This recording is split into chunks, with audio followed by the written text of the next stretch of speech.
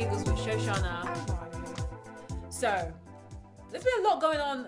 Oh, we're getting straight to pop culture news? Yeah, pretty much. Not doing a little preamble, no. Oh, we preambled already. We watched a little bit of Love is Blind together. Yeah. Which we're going to talk about soon. Oh my god. What happened? This Is Me is out tomorrow. Oh gosh, This Is Me is out. We'll pick this up later. Yeah. I just remember this coming out tomorrow. Yeah. If you remember a couple of episodes ago, we talked about Jennifer Lopez's film. Actually, experience from the minds, emotions, and devotion. We will be reviewing that next week. We will. That's what we have to find the time to go and see it. Yes. I mean, it's on Prime, so we can watch it on I forgot about that. I thought we were going to the cinema. Yeah. I went to the cinema by myself, which is very rare for me to go to the cinema. Yeah. I do sometimes. And I watched Anyone But You. Okay. Why did you do that? Because I am trying to create more boundaries between work and personal life. Love that. And just, have a balance. Yeah. So I was like, it's Monday evening. We're in the love period. Okay. And I wanted to see this film, even though I did say this film was definitely It's a TV film. It's a TV film. And after watching it, yes, it definitely is. is. TV film. But they brought the film back for Valentine's Day for a Valentine's Encore. So before the movie started, they were like, Glenn Powell and Sydney Sweeney were like, make sure you watch until the end credits. We've got a surprise for you. The surprise was just bloopers. I love bloopers. No, but they weren't even funny bloopers. Yeah, I think it wasn't like bloopers where things fall apart and you're actually cracking up. It was just like them singing The Rest Is Still Unwritten by Natasha Bedingfield, but with a couple of giggles in between. It's not great. I also feel like nowadays we don't have bloopers as much, and I feel like when we do have bloopers, it's very much like staged. It's true. I mean, bring back the authentic bloopers. And I mean it, because those bloopers used to be as funny as the show. Yeah. I was in a meeting. My favourite part of a DVD. True. Is going on to outtake. So funny. Deleted scenes. Yeah. Some of my favourite bloopers were like from Rush Hour films, where I still remember the bloopers as much as I do the film because it was so funny. But I was in a meeting and someone asked, the production company wants to know whether you guys would want to use the bloopers for like any marketing materials. And the response was, well, if it wasn't good enough for the show, we don't need to use it. Bring back bloopers. Yeah, they should. What was I watching? I saw something. There was something recent that had a blooper thing, and I was like, "Damn!" Yeah. Oh no, it wasn't. It was probably like a YouTube compilation of bloopers from The Office. And I was like, "Back in the golden age, remember when we had bloopers? Remember that? Why did we? I would love to know why we stopped. Oh, it's because I think we stopped making DVDs. That's true, and also it's like. The DVDs were just where everything got dumped. Here are outtakes. Here are all the deleted scenes. The director's commentary. Like everything everything that accompanies this film is on this DVD. Yeah. Whereas because we don't have DVDs now and like streaming, you just get the film. You get this film. All you have is the film, the trailer, and maybe an extra clip or two. Like there's nothing else you need to see as long as you've seen the show. Oh, if you're on Prime, sometimes you get trivia. Oh, yeah, true. Okay. Oh, that's true. On Netflix, sometimes you get making-ofs. Yeah, you do. Which is interesting if you care enough. At the end of Schitt's Creek, they had one episode that was about the end of Schitt's Creek. That's actually which I actually quite liked. Yeah, like an after-party type And you had kind of bloopers. Oh, okay. I wouldn't even call them bloopers. Like, you just saw them shooting scenes. Yeah. But I do think it's a stage part because it's not like... There was a time on the internet where people would do stupid stuff. They'd be like, "This is going to be on World Star. It's going to be on World Star." Does World Star not exist anymore? I think it still does. Surely. I think it does, but just not as popular as it used to be. Yeah, I feel like I might after this see what's on World Star. Yeah, probably a mess. Probably Drake's League. Yeah. Which I haven't seen, and I have not. I didn't even know that was a thing. Don't really know what. Oh, was that actually a thing? Yeah. I think that it will be big. The league will based on the league and the response. Based on the response, you would think that this person's junk was like bigger than has ever been humanly possible. I think he's got something to play with, but I don't. Shoshana, God. So I think he's got something to write home about, but I just don't. I think he has written about it. And he has. Or he has at least had his ghostwriters write about it. I think that's all that's and fights. Yeah, that's it. That's pretty much it. So I think that But now you can get you can basically get porn and fights on Twitter. So what do you need World Star for? Actually, you can't do it on TikTok. You can do it on TikTok. Yeah, you cannot do it on TikTok. The day that gets opened on TikTok, it's going to be a mess. Because it's actually I don't dangerous. think they will, because I think the one thing about Twitter thing. is it's not really a kid's website. No, it's not. Whereas TikTok is. It is, yeah. The fact that everyone uses so many different acronyms, so many different ways of spelling the different words that can't be shown. Unalive should be in the dictionary now. Unalive should be in the dictionary. Essay, all the triggers, you know. Anyway, the reason I said about the World Star is that those were staged because you knew where it was going. And now I don't think, if you do a blooper or if you mess something up, I don't think actors are like, well, this is for the blooper reel, which used to happen before. Yeah, they used to like look direct to camera and be like, you got me. That'll be on the blooper reel, can't wait to see myself again. Oh, I know another thing I saw. Zach Galifianakis used to have this show on YouTube called Between Two Ferns. Oh, yes, yeah, when he interviewed Obama. Yeah. Yeah. And randomly on TikTok the other day, they were just showing bloopers from that. And I was like, oh, what a time to be alive when we have bloopers. And you could see people laughing at their own jokes, or like people being like, you know, but you're supposed to be outraged when I tell this joke, but you're laughing as well. And it's just great. Just great. I really love it. I don't know if we're going to have a time like that anymore. Just don't think we will. No. Do you think that Amelia de Moldenberg laughs when she's doing Chicken Shop Days? Yeah, most likely. So why can't she do the bloopers? But I think that's her whole facade of being like the nonchalant. Do you think she'll do bloopers when she's done with it? Yeah. That'd be nice. Or when the thing starts to like dip, then she'll do it. Or she'll bring on Drake. Hasn't he already been on there? That feels like something he's probably desperate to be on. I feel like someone there's supposed to be someone that she's desperately wanted on the show and she's not been able to get. Beyonce. Oh yeah, Beyonce's not going on Chicken Shop Day. No, absolutely But not. Beyonce's sitting on Morley's. I mean, unless she's trying to sell her hair brand. She got a hair brand? Yeah, it's come out. This is all part of... Beyonce has not stopped working since Renaissance. Should we get onto pop culture news? We might as well, because we've got a lot of it to talk about. Firstly, Usher did his Super Bowl halftime show. Did you watch? I did. Thoughts? He didn't sing as much as I would like. Okay, I saw a lot of predictions in the lead up to the show. What were the predictions? What everyone thought his opening song will be, how it will come out, how the music arrangement will be, and I'm not gonna lie, some of those predictions were more exciting than the actual show. So I saw a thing yesterday that said Lil Jon was the artistic director of this show. I could tell. Why? Yeah.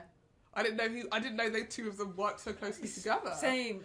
I thought he only was just shouting that during year. Yeah, I know. I was like, he looked good though. I will say that. Yeah, he did. Do you know what? Everyone's aged Jermaine well. Dupri has looked not. like a Oompa Loompa in that outfit. No. Why would a grown man ever wear shorts like that? I just don't. You're not Pharrell. You can't pull this off. Maybe because if you're short king, maybe you feel like if I wear short stuff, it make me look longer, like a paradox. It's making you look like a tin can. Is what it's making you look like.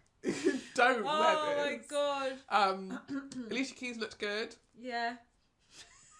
Don't do it. Sam! People want it all! That's not how it started though. No, it's not. They edited it out. I know. No, it's what's the start of that song? Some people live. That was crazy. I'll be honest, everyone's starting note. Some people. Oh my gosh. Everyone's starting note was not great because Usher's one wasn't great either when he first started. What song did you start with?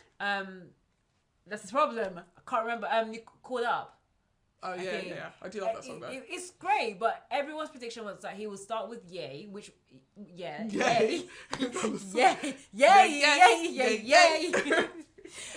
he will start with either of course, or some other big song he's done before, and then Justin Bieber will come out. The predictions everyone thought Justin Bieber was going to be a special He was guest there like as well, which I think he would have probably changed. Yeah, I think it would have been good if he did come out.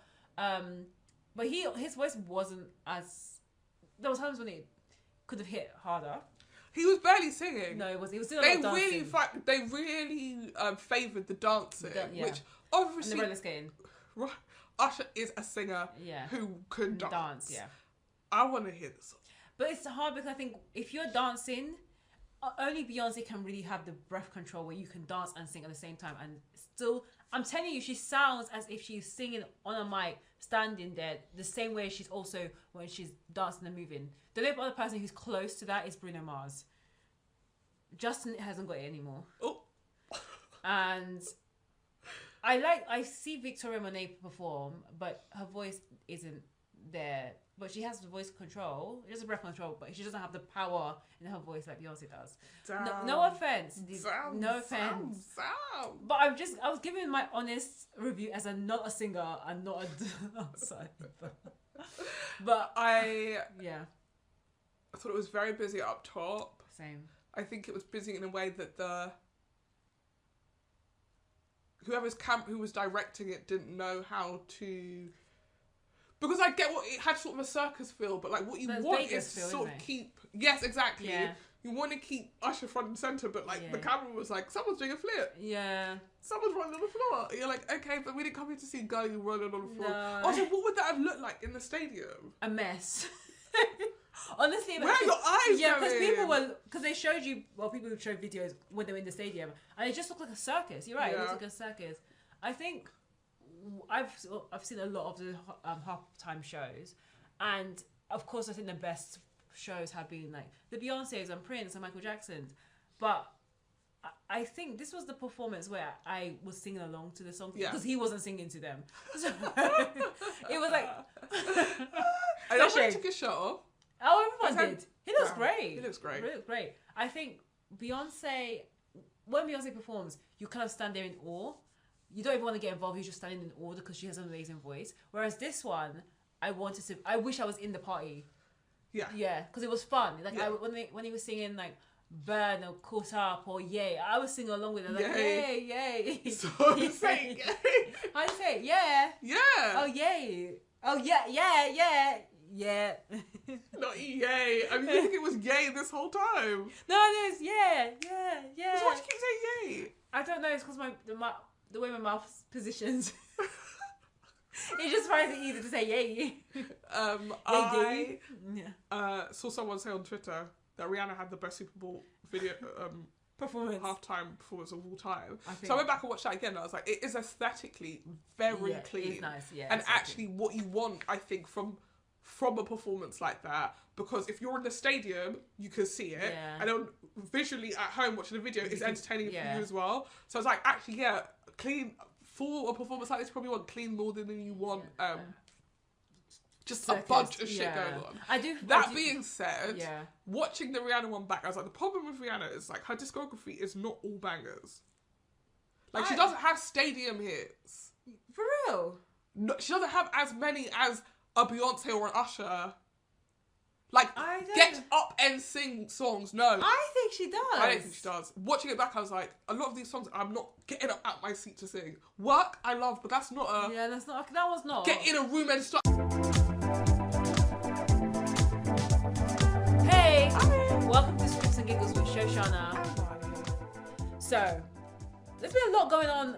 Oh, we're going straight to pop culture news? Yeah, pretty much. We're not doing a little preamble, no. Oh, we preambled already. We watched a little bit of Love is Blind together. Yeah. Which we're going to talk about soon. Oh my god. What happened? This Is Me is out tomorrow. Oh gosh, This Is Me is out. We'll make this out later. Yeah. I just remember this coming out tomorrow. Yeah. If you remember a couple of episodes ago, we talked about Jennifer Lopez's film. Actually, experience from the minds, emotions, and devotion. We will be reviewing that next week. We will. That's what we have to find the time to go and see it. Yes. I mean, it's on Prime, so we can watch it on houses. Forgot about that. I thought we were going to the cinema. Yeah. I went to the cinema by myself, which is very rare for me to go to the cinema. Yeah. I do sometimes. And I watched Anyone But You. Okay. Why did you do that? Because I am trying to create more boundaries between work and personal life. Love that. And just, have a balance. Yeah. So I was like, it's Monday evening. We're in the love period. Okay. And I wanted to see this film, even though I did say this film was definitely It's a TV film. It's a TV film. And after watching it, yes, it definitely is. TV film. But they brought the film back for Valentine's Day for a Valentine's Encore. So before the movie started, they were like, Glenn Powell and Sydney Sweeney were like, make sure you watch until the end credits. We've got a surprise for you. The surprise was just bloopers. I love bloopers. No, but they weren't even funny bloopers. Yeah, I think it wasn't like bloopers where things fall apart and you're actually cracking up. It was just like them singing The Rest Is Still Unwritten by Natasha Bedingfield, but with a couple of giggles in between. It's not great. I also feel like nowadays we don't have bloopers as much, and I feel like when we do have bloopers, it's very much like staged. True. I mean, Bring back the authentic bloopers. And I mean it because those bloopers used to be as funny as the show. Yeah. I was in a meeting. My favourite part of a DVD. True. Is going on to outtake. So funny. Deleted scenes. Yeah. Some of my favourite bloopers were like from Rush Hour films where I still remember the bloopers as much as I do the film because it was so funny. But I was in a meeting and someone asked, "Oh, you know, the production company wants to know whether you guys would want to use the bloopers for like any marketing materials." And the response was, "Well, if it wasn't good enough for the show, we don't need to use it." Bring back bloopers. Yeah, they should. What was I watching? I saw something. There was something recent that had a blooper thing, and I was like, "Damn." Yeah. Oh no, it wasn't. It was probably like a YouTube compilation of bloopers from The Office. I was like, back in the golden age. Remember when we had bloopers? Remember that? Why did we? I would love to know why we stopped. Oh, it's because I think we stopped making DVDs. That's true, and also it's like. The DVDs were just where everything got dumped. Like, here are outtakes. Here are all the deleted scenes. The director's commentary. Like everything everything that accompanies this film is on this DVD. Yeah. Whereas because we don't have DVDs now and like streaming, you just get the film. You get this film. All you have is the film, the trailer, and maybe an extra clip or two. Like there's nothing else you need to see as long as you've seen the show. Oh, if you're on Prime, sometimes you get trivia. Oh, yeah, true. Okay. Oh, that's true. On Netflix, sometimes you get making ofs. Yeah, you do. Which is interesting if you care enough. At the end of Schitt's Creek, they had one episode that was about the end of Schitt's Creek. That's actually quite nice. Which I actually quite liked. Yeah, like an after party type And you had kind of bloopers. Oh, okay. I wouldn't even call them bloopers. Like, you just saw them shooting scenes. Yeah. But I do think it's a stage part because it's not like, you know... There was a time on the internet where people would do stupid stuff. They'd be like, "This is going to be on World Star. It's going to be on World Star." Does World Star not exist anymore? I think it still does. Surely. I think it does, but just not as popular as it used to be. Yeah, I feel like I might after this see what's on World Star. Yeah, probably a mess. Probably Drake's Leak. Yeah. Which I haven't seen, and I have not. I didn't even know that was a thing. Don't really know what. Oh, was that actually a thing? Yeah. I think that it will be big. The leak will based be on the leak and the response. Based on the response, you would think that this person's junk was like bigger than has ever been humanly possible. I think he's got something to play with, but I don't. Shoshana, God. So I think he's got something to write home about, but I just don't. He has written about it, and or he has at least had his ghostwriters write about it. I think that's all. And fights. Yeah, that's it. Yeah, that's pretty much it. So I think that But now you can basically get porn and fights on Twitter. So what do you need World Star for? You can't do it on TikTok. You can do it. Yeah, you cannot do it on TikTok. The day that gets opened on TikTok, it's gonna be a mess because it's actually. I don't dangerous. think they will because I think the one thing about Twitter is it's not really a kid's website. No, it's not. Whereas TikTok is. It is, yeah. The fact that everyone uses so many different acronyms, so many different ways of spelling the different words that can't be shown. Unalive. Unalive should be in the dictionary now. Unalive should be in the dictionary. Essay, all the triggers, you know.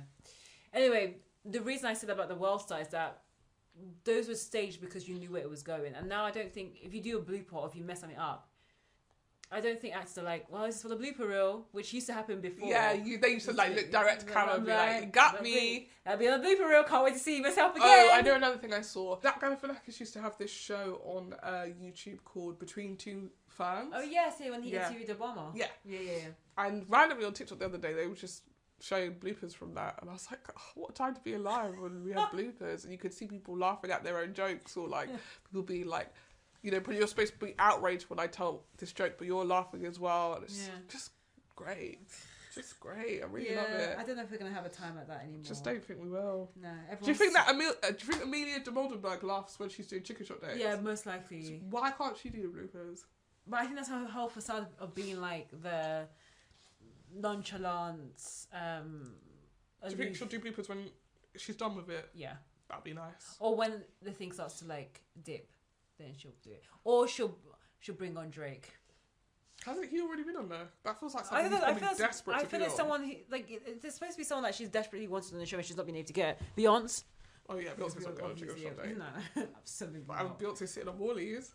I mean, unless you're trying to sell hair brand. She got a hair run. Yeah, it's come out. This is all part of Beyonce has not stopped working since Renaissance. Should we get onto pop culture news? We might as well because we've got a lot of it to talk about.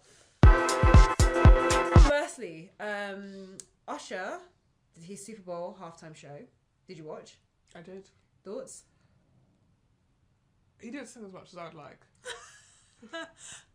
Okay, I saw a lot of predictions in the lead up to the show. What were the predictions? What everyone thought his opening song will be, how it will come out, how the music arrangement will be, and I'm not gonna lie, some of those predictions were more exciting than the actual show. So I saw a thing yesterday that said Lil Jon was the artistic director of this show.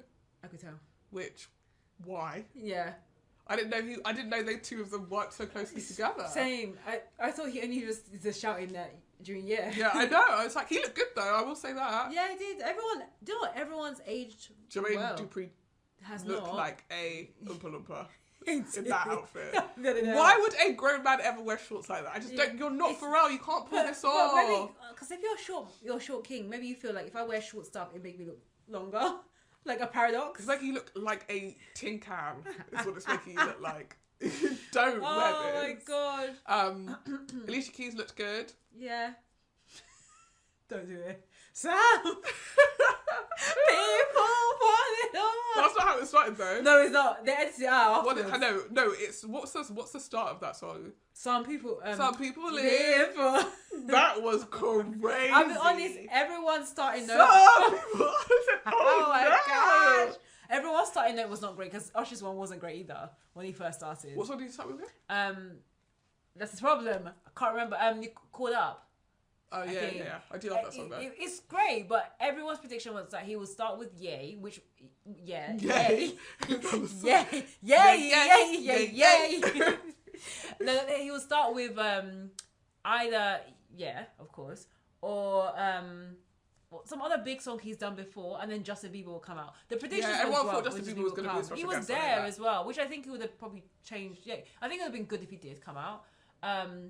But his voice wasn't as. There was times when it could have hit harder. He was barely singing. No, it wasn't. He was still dancing. They really favoured the dancing, which obviously. And the roller skating. Usher is a singer who can dance. Yeah. I want to hear the song. But it's hard because I think if you're dancing, only Beyonce can really have the breath control where you can dance and sing at the same time. And still, I'm telling you, she sounds as if she's singing on a mic, standing there, the same way she's also when she's dancing and moving. The only other person who's close to that is Bruno Mars. Justin hasn't got it anymore. Oh. And I see Victoria Monet perform, but her voice isn't there. But she has the voice control. She has the breath control, but she doesn't have the power in her voice like Beyonce does. No offense. No offense. But I was giving my honest review as not a singer and not a dancer. But I thought it was very busy up top. Same. I think it was busy in a way that who was directing it didn't know how to. Because I get what it had sort of a circus feel, but like what you want is to sort of keep. Yes, exactly. Yeah. You want to keep Usher front and center, but like the camera was like, someone's doing a flip. Yeah. Someone's running on the floor. You're like, okay, but we didn't come here to see a guy running on the floor. No. Also, what would that have looked like in the stadium? A mess. Honestly, where are your eyes? Yeah, because they showed you. Well, people who showed videos when they were in the stadium, and it just looked like a circus. You're right. Yeah. It looked like a circus. I think. I've seen a lot of the halftime shows, and of course I think the best shows have been like the Beyoncé's and Prince and Michael Jackson's, but I think this was the performance where I was singing along to the song because he wasn't singing to them. So it was like I don't want to take his shirt off. Oh, everyone did. He looks great. He looks great. He looks great. I think Beyonce, when Beyonce performs, you kind of stand there in awe. You don't even want to get involved. You're just standing in awe because she has an amazing voice. Whereas this one, I wish I was in the party. Yeah. Yeah, because it was fun. Like when he was singing like "Burn" or "Caught Up" or "Yay," I was singing along with it. Like yay. So I'm saying yay. How do you say it? Yeah. Yeah. Oh yay. Oh yeah. No, not yay. I mean, you think it was yay this whole time. No, it is. Yeah. So why do you keep saying yay? I don't know. It's because the way my mouth positions. It's just finds it easy to say yay.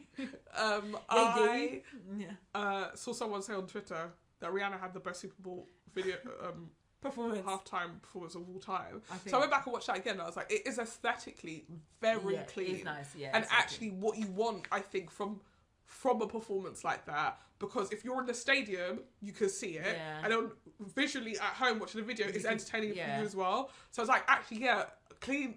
For a performance like this, you probably want clean more than you want just a bunch of shit going on. That being said, watching the Rihanna one back, I was like, the problem with Rihanna is like her discography is not all bangers. Like she doesn't have stadium hits. For real? No, she doesn't have as many as a Beyonce or an Usher. Like, get up and sing songs. No. I think she does. I don't think she does. Watching it back, I was like, a lot of these songs, I'm not getting up out my seat to sing. Work, I love, but that's not a... Yeah, that was not... Get in a room and start, everyone is chanting back. Like, they're not bangers.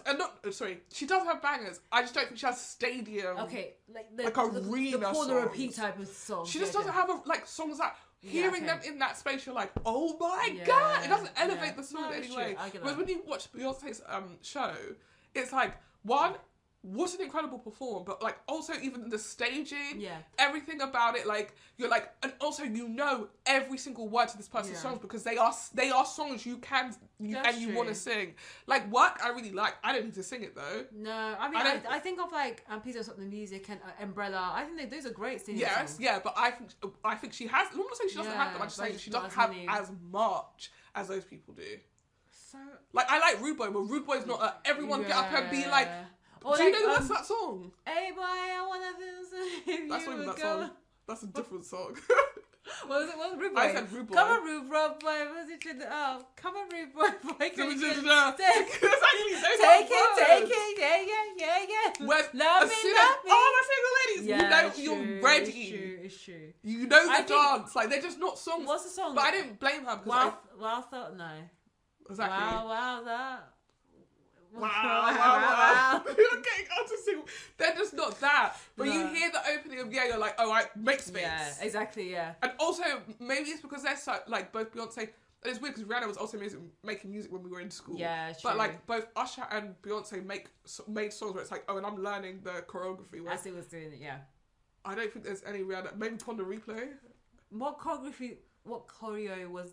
No, it was just whining. Yeah, exactly. Yeah, it's true. But she was never been a dancer, so I've never really given her that. Damn. What? You are dragging the girlies today. I really like Rihanna. I do. I love Rihanna. I genuinely do like her halftime performance. I think it's really clean. We talked about it on the pod last year, and I felt I was underwhelmed. I enjoyed it, but then I hadn't seen the Beyonce one. And I went back and watched that and I was like, this is just like, it's just not on... She's working off a different sheet to the rest of you. Like, 100%. You guys are in primary school. She is in college. Yeah. She has a PhD. Like, we're doing two different things. They're just not the same. I was really disappointed by Usher's opening. So I was like, let me see how Beyonce started. And it was like, she started with her biggest song, almost a cappella. In the stadium was like even the fact that the stage like shaking her face. I do think that people need to get Beyonce's stage presence and direction. Whoever does her stage direction, they need to get them for half. She does it. Yeah, but she also has. Yes, perfect. That's the problem. She does it. It is of the brains, emotions, devotions of Beyonce Carter. That is where it's wrong. So I don't know what it is. I think that people get in their head she's got to do something big. Yeah. And Beyonce had that in her head, but what she delivered was still clean and very Beyonce. Yeah. I've never seen Usher in concert, so I don't even know what Usher in concert looks like. Yeah. But based on that performance, I was like, there's a lot going on, and I don't know if I like it all. I think because at the time Usher was doing Vegas residency, and I think he's doing another performance or another tour. I think I would go and see Usher just for the bangers. Like, it's really fun. I would love it. It'd be fun, but I don't think I'd be like wowed in terms of the stage. I'd just be like, oh, this is a song I remember like singing Burn. Like that, I have a special memory of that song because it was very like a funny thing happened when I was on holiday with my siblings. They broke something and I was singing Let It Burn. And then every time that song comes up, I always think about that moment. Like, I have memories from the songs because it was like us growing up, that music. But I don't think I'm going to be wild. But now Beyonce set such a record and such a standard, I'm not really expecting anything more. Apart from Bruno Mars, I think I'll have a good time then. Yeah, I feel like he should have just stood there and sang the bangers. Yeah, but just that's do the boring. hits, bro. He needs to his roller skates. Because I had even forgotten he had that song with Alicia Keys. I was like, what the fuck is she? Oh, yeah, I know. They started, I was like, oh yeah, that song. Because when she started singing, I was that like... song was massive when it came out, to be fair. It's just like, my brain has gone, this is not my Usher. Really? when she started playing, I was like, oh no, they have to sing... I'm sad he didn't do Lovers and Friends. What's Lovers and Friends? Tell me again. No, not for the Super Bowl. But he had Lil Jon there, and Lil Jon's on it. And so is Ludacris. Why would you not just do the song again? But you need to do the big hits. Will be he did all the dance moves. Yeah, I mean, I will give you this because when we talked about the Super Bowl halftime show at the beginning of last year, and I was like, oh, I'm not too sure about Usher, and you were like, no, he's got hits on hits. He does. He does. There's no doubt about it, but I just don't think it was presented in the best way. Sorry, but it was a great show, just not the best. I like that outfit changes. Yeah, it was cool. Yeah, he did. He worked his outfits well. He just didn't work the stages. He got old Ludacris with his whole afro back. I said, whoever's seen this man since 2006. That's a toupee, fam. That was a toupee. Allegedly. Was it really? No, I just... I'm just just a lace front. That may just be his hair. That probably is just his hair. Yeah, it probably is. Yeah, I enjoyed it. It's probably not going to go... I mean, I've only seen a handful of these, so it's probably up there for me. But like, based on, I don't have many others in my head. Yeah, I mean, I'm trying to think. I liked when Kendrick and that's but because I know a lot of those songs as well. That's the thing. But I also think they did use the stage well. Like, they were bangers, but I think they used the presence well, and they brought all the different people. Yeah, this was a bit messy, and it didn't help. Yeah, I think he took the Vegas theme and ran with it a bit too hard. Should we talk about Beyonce's ad? Yeah, let's do it. I enjoyed it. I liked it too. I love Tony Hale. Who's Tony Hale? Oh yeah, the guy. Yeah. I love him a lot. So I thought it was cute that they got him. And then I saw a meme where it's like, behind every strong woman is Tony Hale holding their purse because that's what he does with Veep as well. Oh yeah. So that was fun. Yeah. And I love the teasers in the lead up because everyone was like, "What's gonna happen? Beyonce is gonna come out with her own streaming service." I mean, the theories were wild. She was just basically advertising their 5G network, but. But I loved every change. I loved Bobby. I loved Beyonce AI. They're all really fun. And she talks. She doesn't really talk in ads. She doesn't really talk in general. Yeah, true. For paid sponsorship. No, she doesn't. No. But she seemed like she was having fun. She does. And it seems like they built it around her as well. Yeah, true. Yeah. I think it was a really well designed advert, which I never, we don't talk about advertisement like that much, but no. Although I do watch the Super Bowl ads because those tend to be ones that people go on to talk about. That's true. And back when I used to watch SNL a lot, like SNL would spoof a lot of those Super Bowl ads, so you'd have to go watch the original if you wanted to get the joke. Because you were like, I'm not American, I don't know what this is. What this means, yeah. One thing that I was thinking about with just Beyonce doing the advert, because at the end of the ad, she's like, okay, I couldn't break the internet, now it's time for me to break some new music, or drop some new music. And then she's going to release her country 3/29 on March 29th. She's coming out with her country album. I don't know what it's going to be called. It's called Part 2. It's Renaissance Part 2, isn't it? Oh, I thought it was called Radio or something. It's currently called Renaissance Part 2. Oh, okay. So that week, and she's going to go into a country sound, and people have been guessing that she's going to go into country since she's been wearing the hats at all the award shows, and she looks great. But I was thinking about her doing the ad and also what she did just before Act 1 came out. She went to go and perform in Dubai for a significant amount of money. Yeah. And it's rumoured that she was paid about 30 million for the Verizon ad. You think this is because she's preparing for the tour? Pretty much. I feel like for it seems like just before she's doing a drop, this is based on 2 albums, but just before she does a drop, she's doing something very commercially heavy to either fund something. It feels very interesting that it was first Dubai and then now Verizon, what's going to be the third act? Yeah. What is going to be the third act is really interesting. Yeah. Honestly, everyone thinks it's rock, by the way. I'm here for it. Same. More than I'm here for the country. Same. Country is a big swing for me. The song sounds lovely. Yeah, her voice sounds great on it. Yeah, same. Am I really going to say I'm going to become a country fan? Nope. I just don't. I think Beyonce, you're asking a lot from me. Yeah, I agree. The Beehive already. Oh, the fam. Have you seen every meme? Like, oh, I don't like country. Next thing, everyone's got their boots and their hats ready. If you think about it, you can take your Renaissance Part 1 outfit and just cover it in denim, and now you're ready. It's true. And also the girlies that went with the, because she at one time she did have a silver hat. Yeah, she did. So you should just recycle recycle. that. Yeah. I have some predictions. Let's hear predictions. Visuals, I think we need to just hold on to them. I don't think we're going to get visuals until all 3 acts are dropped. What would be the point of the visuals then? So you can remember the act. Because people have been saying that she's been filming videos, so I do think you're going to get the full visuals drop around the end of Act 3. I don't think she's going on tour for the country stuff. You don't?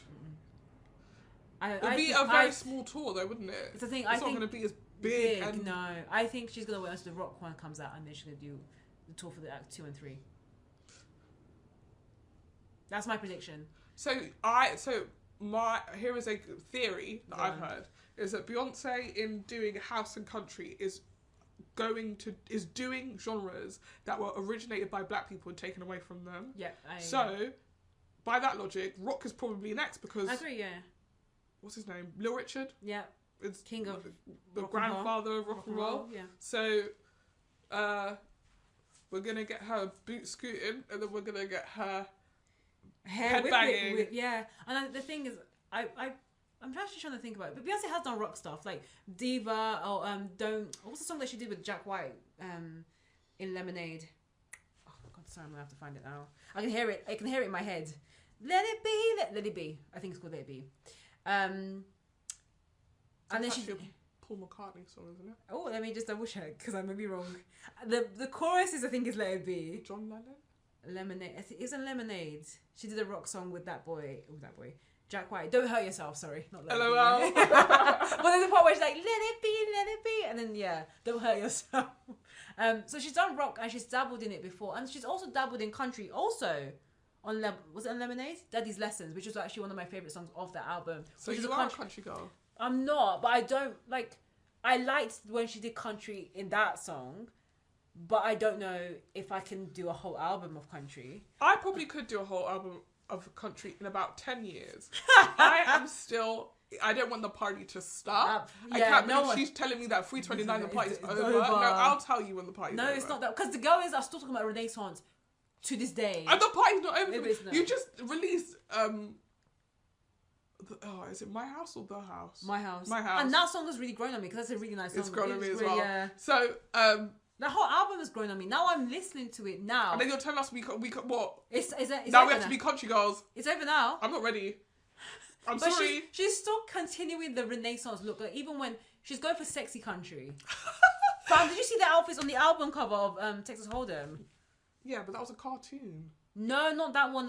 On the Spotify, the actual. No, I haven't seen it. Let me show you now, because she looks like. You're gonna get my blind reaction, listeners. Yeah, let me show you. Actually, let me show you the video. It's not even like, because there's a little mini video to it. I watched the little teaser. Yeah, which I thought was quite funny. The guy with the red hat. Interesting. God, Beyonce's out there. That's the picture I'm talking about. What's the experience? The heart is covering just everything. That's an experience. She's really showing off her BBL body. Oh. Come on, for real. Don't put me in it. I don't want the Beehive coming for me. Allegedly. Gosh. Look at the belly button. That's how you know she doesn't exist, is what she's saying. BBL baby. Not BBL, sorry. Mommy makeover, tummy tuck. So are you ready? So you're saying you're not ready for 329? I am ready for 329. If she does, I'm not gonna lie, if she does have a tour, we're going. We have to go. But how are you going to do your little house songs amidst your country music? Well, the way that she did it before, where she had Act 1 of the tour was her old Beyonce. Then she went into Renaissance. And then she would just add in... So we're going to get 2 seconds of Renaissance. It's And gonna then be short. Renaissance part 1, am I going to be stuck in Renaissance Renaissance part? part We 2 better good. like these songs. Yeah, these songs better be good. I'll be listening to the album. You listen to the album? I'll listen to it. Oh, listen. I think, okay. I'll listen to it. If she, yeah, it's like, she's telling herself, like, I'll listen. to it. But if I don't like it, I'm like, I would. Turn it off. Yeah. Once she does the rock one, I feel like I'd be really down for the rock, weirdly more. But if she goes on tour for either act, I would like to go because I feel like Renaissance was a big regret not being able to go. But won't it even be a more regret now we're going to the tour for the album that we don't even like that much? Isn't that yeah, like but a shitty but we know concession? that. But I know that she's gonna have a whole discography of old Beyonce, Act 1, and a bit of sprinkle of Act 2. I don't think we're gonna get a full on rodeo in the middle of the stage. I think we should. I think we should go for just Act 3 then. Get your hats ready. Yeah, your cowboy boots ready. I'll go for a hoedown once in my life. Why not? Yeah. Or do if I was ever gonna go to a hoedown, it would be a Beyonce hoedown. True. So like, true. yeah, let's do it. I don't know. I kind of Get yourself some little denim shorts. God, the girlies are gonna be out. Yeah. I do feel like I really hope that she just drops the tour off. She drops Act 3. Sorry. What if Act 3 is classical music? She wouldn't do opera. it. No, it's definitely rock. It has to be rock. It has to be because she's done Afro anyway with the Disney soundtrack. But what if she goes like, back? No, I think But she hasn't done it as a Beyonce. She did it as Beyonce that But album. not Beyonce. Black is King. That was I just couldn't imagine her going back to do a whole African album. She just did that Afrobeats album. If she did Latin, I'd be down. She could do. I doubt she would do it. She barely speaks Spanish, so She did it. She already did a remix of a Latin song, and she was fine. So yeah, I don't she know. knows a couple of words she can make out. I think I'm 100% confident it's gonna be rock. What if she does some traditional Igbo gospel songs? She does gospel. That's what some people think she's going to do gospel. I'll be down for gospel. Some Negro spirituals. Yeah, I'll be down, and then we definitely go on her tour. We have to. Yeah. So we can be taken to heaven. Take us with you, lover. I don't know. No, I'd go. Would you go for a country tour? I said, let's hear the album. Let's hear that. Maybe there's some things you can shake a little booty to that I might see there. Yeah, I don't know. Maybe country is so like next. No, I know. It's because just we don't have a country tradition in this country. No. Like country music to me doesn't travel. No, and I think even Taylor Swift, for how big she is, I don't consider her a country a country artist. She became big once she left country and became more pop.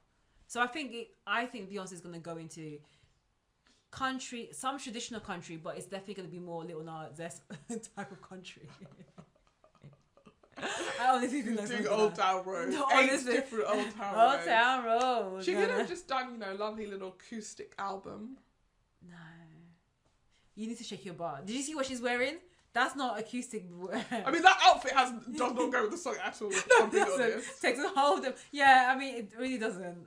I feel. Why are you naked? Yeah, the other song that she did, the 16 Carriages, that was a sweet song. Okay, well, I am. Yeah, we're gonna have a mix. I'm gonna remain optimistic. We're gonna have in Beyonce we trust, but like. Do we do a live reaction on the pod or Yeah, listen to the album? Let's listen to the album and do a live reaction, and get our thoughts on Act 2.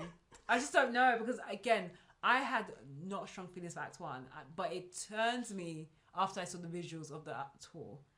Okay, I think we should do it. Let's listen to it live on the pod and be like thoughts. Thoughts. Each song is like so. Don't think we really get that one. What's next? I mean, imagine if Jay-Z starts like his country and all of a sudden you go, hee-haw, now what I'm telling you. I don't know. I'm gonna pause this. I just don't know where this is. I have no idea where this is going. Pause this whole thing right now. We'll see. Yeah, that's coming up next month. Yeah, so we've got that to look forward to. Yeah. Until then, I will be bagging Renaissance because I'm not being allowed to listen to it after this. God. I can't. I think that Renaissance surprised her more than she expected. The kids are really liking this. Fam, we haven't left Renaissance. The house is closed. No, it's not. She even sang, get the fuck out of my house. And we said, no. when I grow up, I'll go buy me a house. When I buy a house, that's the first. I welcome people in. I go, I buy a house, make love in this house. That song should have definitely been on the album. It was in the It's in the film. extended. It was in the film. Yeah, they played it out, and then everybody seemed to know. And I was like, "Why are they not?" Yeah, because and then women turned around to us, and they're like, "Yeah, it's dance." I've never heard this in my life. I believe the reason I kept on seeing that song being played in like commercials and other things, and I was like, "Oh, the song's actually really good." And then they used it for the ad as well, the Verizon one. So As soon as it was out on iTunes, I was like, "Download." I didn't even Really- wait to hear the song. I really said, good. "I know I like the song. no, so It's Beyonce." It grew on me. I was like, "Oh my goodness, not another rap talk song." Well, we know that you don't want her to release a rap talk album. What if she Oh my does a God, conscious rap album? I What do. she does a I Kendrick think Lamar? Act 3 could most likely be a rap or rock. Conceptual Yeah, rap, rock, or both. spoken word Yeah. for 2 hours. As Wendy Williams said, Beyonce can't talk. Allegedly. Allegedly. I mean, Wendy Williams, there was a documentary that came out about her, which is basically where is Wendy, or how is Oh, Wendy yeah, I Williams? saw And it's that. actually shocking. This is really sad. Yeah, it does. Should we get on to the viewing of the week? Let's do the view of this week. The viewing of this week has been surpassed. We were going to do Griselda. Wow. Well, we were going to go to it, Yeah, we were going to go Screening. a screening. but we sadly could not because it was in Wales. Yeah. And then we were going to watch Griselda, and then Love is Blind came out. And we were like, yeah. hold on a second. The day before we were supposed to record, Stop what you're doing. Money was like, please, I beg, let us not review Griselda. How can we review Griselda when Love is Blind is our bread and butter? Yeah, I will say we're probably not going to review it on the pod. I found Griselda quite hard to connect with. Same. It's not Narcos. It's not Narcos. For 6 episodes, I'm struggling. That's really hard. Honestly, For 6 damn episodes. After I the never first finished episode, it. I was like, I would happily. I think I've seen enough. Yeah. Then I'm midway through 2, and I was like, I can't do this. Right. I don't understand. Maybe it's me. But people at work Maybe- loved I it. was People at work thinking absolutely loved it. Maybe we're past the whole like, this is a story about a drug dealer thing. Like, Yeah, maybe we've it's like. just- We've seen it done well now, and it's like every time you see it again, you're like, it's the same story. I think it's interesting because She's a woman. Yeah, but that was the only thing. And I don't know if it is interesting because she's a woman. She Okay. kind of sucks. Yeah, but also Her children suck. Yeah, it does. I think maybe it was hard. I think I would. How far did you get in? Episode 3. No, sorry, episode 4. Okay. Then I had to go and rewatch episode 4 again because I was not concentrating. Right. And then I did not get to 5 or 6. That's fair. Yeah, I actually would have preferred to watch the documentary because I find the story interesting. But I think what was putting me off is that you've seen the real Griselda. Yeah. And then you put Sofia Vergara and she just No, looks no, nothing same. like No. her. And it's not even like how they did Charlize Theron in Monster. It's like they just put a fake nose and Yeah, which. then she's still wearing tops where you see her chest. Yeah, but there That's are her. also moments where they've tried very hard to like make her boobs not look as big. Yeah, true. I mean, I was thinking about this when I was watching this, which is like, why? Like, I get why you want to get a name to be in your thing, right? Yeah. But if they don't look like the person that you want them to play, why are you doing it? It just feels like you are setting yourself up for failure. Yeah. It's kind of like with the what's his name, Bradley Cooper thing Yeah. and Maestro. It's like you didn't have to do this. Yeah, you could get someone who's like an up and coming to do it, but you need a big name to bring people in. It's just Yeah, but you're directing it. You're the big name is attached to it anyway. true. Let someone else, like, I don't know. I feel like it's ego sometimes. It's like, Yeah. oh, I've decided this is an interesting story and I want to play this person, even though I don't look anything like them. Yeah. And it just, I don't know, it just feels really stupid to me sometimes. Yeah. But I think that was off-putting. That was the same thing that happened with Anything But You, or Anyone But You, where Sydney Sweeney, I swear, every single outfit she wore was low cut or sweeping neck to show the boobs. I will say this: I don't know what you're supposed to do if you have big boobs. I know it's hard as someone who does have that issue, or ish to a degree. It's hard. It's not Big easy. boobs.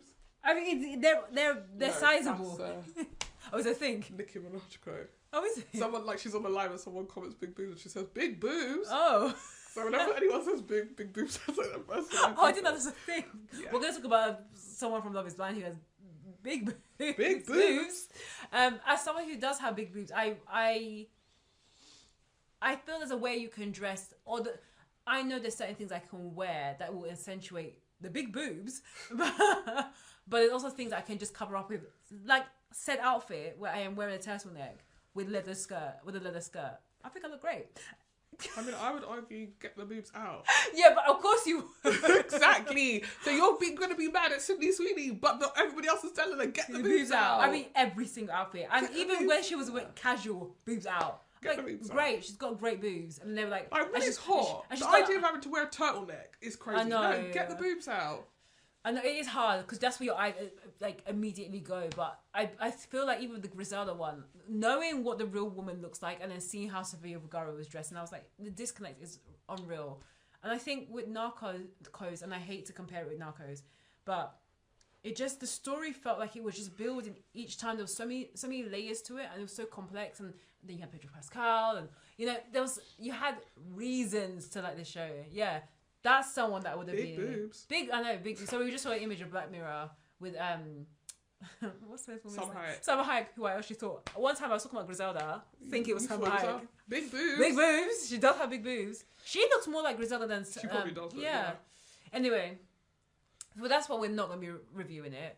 We just couldn't get through it between the two of us. It's not every day. No, it's not. What you have to understand is we try our best to finish most of the things we watch, even when we don't like them. Yeah. But like it just, like even the stuff that we don't like, I feel like you can get to the end of them. Yeah, like there's still something that's propelling you. I just wasn't compelled by any aspect of it. And going back to what you said about Narcos, like I feel like the difference between this, of course, and Narcos is there are dual narratives happening. Yeah. You're with Pablo Escobar. You're with the DA. So to be in this, it's just like watching it solely from Pablo Escobar's perspective, but without any of the he's at the beginning of cocaine being a thing. This is cocaine's been a thing for ages, but this woman happens to sell cocaine. Okay. And I think every now and again they why is this special? Yeah. I just couldn't. It was just taking too long to explain to me why this was a story I needed to know. Every now and again they'll cut to the detective, and I found the female detective. I found her story. But they waited till the second episode to bring her in, and I get why they did that. But that was only that's when stakes exist, because you're watching Griselda thinking she's not on top of the world. She thinks her only problem is the other drug dealers that she's dealing with, but no, the police are hot on her tail. Yeah. That's when it gets interesting. But I feel like that same story happened every single episode where it's basically the police officers go to one crime scene, and then every witness says, oh, there was a woman here, and it's like, ooh, we know it's Griselda. It's just, it needed more. It needs more. Honestly, that's what I think is a problem with a show about drugs anyway. Top Boy had this problem where it's basically seasonally, every series was the exact same story. It's just it was a new villain. Narcos had this problem to an extent. It's just the one thing that was good about Narcos is I feel like it was built always with the idea that it would be resolved. Same, yeah. Whereas I just think drug shows are inherently the same story over and over, just with new people. The only one I'll argue, perhaps, because the only one I was going to argue that I felt it felt different, or maybe it's just the way it was executed, was Breaking Bad, which is a drug show. Yeah, I know, but even if you start to really break it down seasonally, is it not every season there's a new big bad? Yeah, but it's told really well. It is told well. It's a great show, and I think they came up with I do think the formula is drug dealer versus other drug dealer versus the police. It's always that. And what the mark of a good version of that show is that you've come up with just really interesting characters who you're I wonder how X is going to get out of B, Y, who's going to deal with Z. They are great characters. Yeah. That's why I think Breaking Bad is so good. But ultimately, the formula is the same. Yeah. No, it's true. It's true. I just think it's executed just incredibly well. Yeah, I just thought it was really dull. Sorry. Yeah, sorry for Griselda. Sofia Vergara in a prosthetic isn't going to be enough to make me go, whoa. Likewise. Also, I don't think I've ever seen her in anything before, because I haven't watched Modern Family. So I was like... She is from a comedy world, so it was interesting to see in a more serious... I know, but it's you guys are really... You're saying this is the big nail, I'm sitting down to watch it. I'm like, okay. Oh god. Anyway, that's the reason why we've moved on to Love is Blind. Love is Blind. A staple show. our ride or die, the one of my Netflix Mount Rushmores. We love to see it. Love to see it. We are now in series 6, where we have new couples. They are all from, I think, Texas is the best way to describe it. Charlotte. Crab is from the south. Yeah, Charlotte. It's Like North Carolina, Charlotte. Yeah. So everyone, this cowboy theme, Beyonce. Yeah. North Carolina.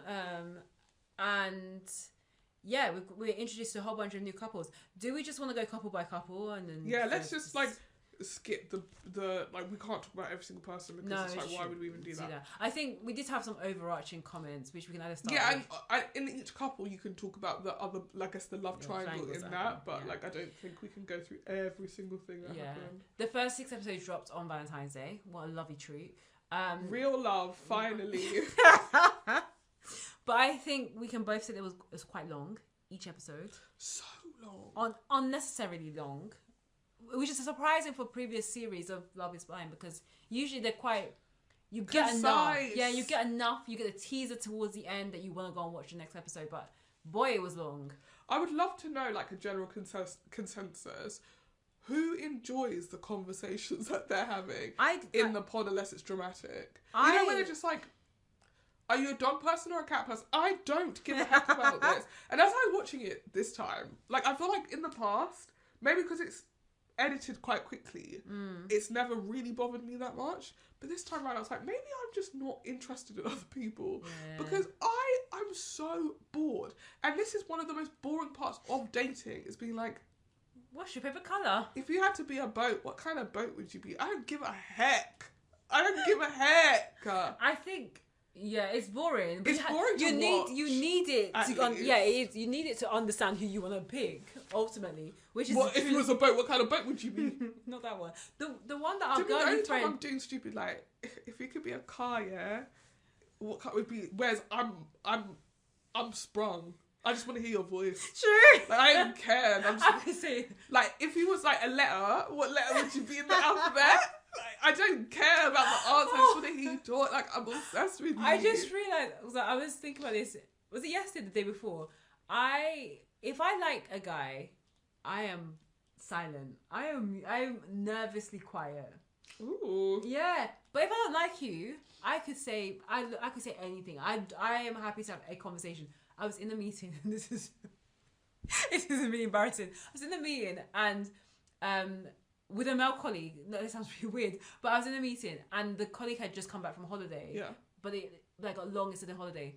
And just before we were going into the actual crux of why we were meeting, I said, just before we start, I just want to say you're glowing. Like the sun, like you just look so good. And I'm like, maybe that sounds so inappropriate. No, you just come back from the sun. Yeah, but I was like, he was taken aback. He was like, oh, yeah, okay. And I was like, okay, then moving on. He didn't take it well. He didn't take it well. Back from... He was back from Nigeria, so like... Okay.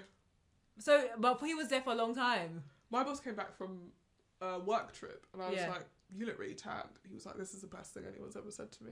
Oh, that's nice. That was well received. Yeah, but he definitely was walking around the office hoping someone would be like... Wow, look at you. Do you know what I mean? Like, Shine queen. Who will, you know, there are people who are like great at receiving compliments. And I think there are actually most people like, I'm kind of shit at that. Like when people are like, oh my God, I love that outfit. I'm like, thanks. Oh God.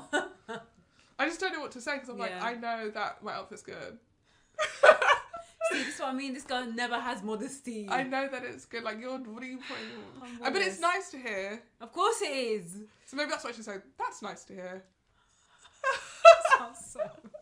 Hey, man. Oh, I liked hearing that. God. I also get the, like, do you ever, when people give compliments but then they're expecting one back?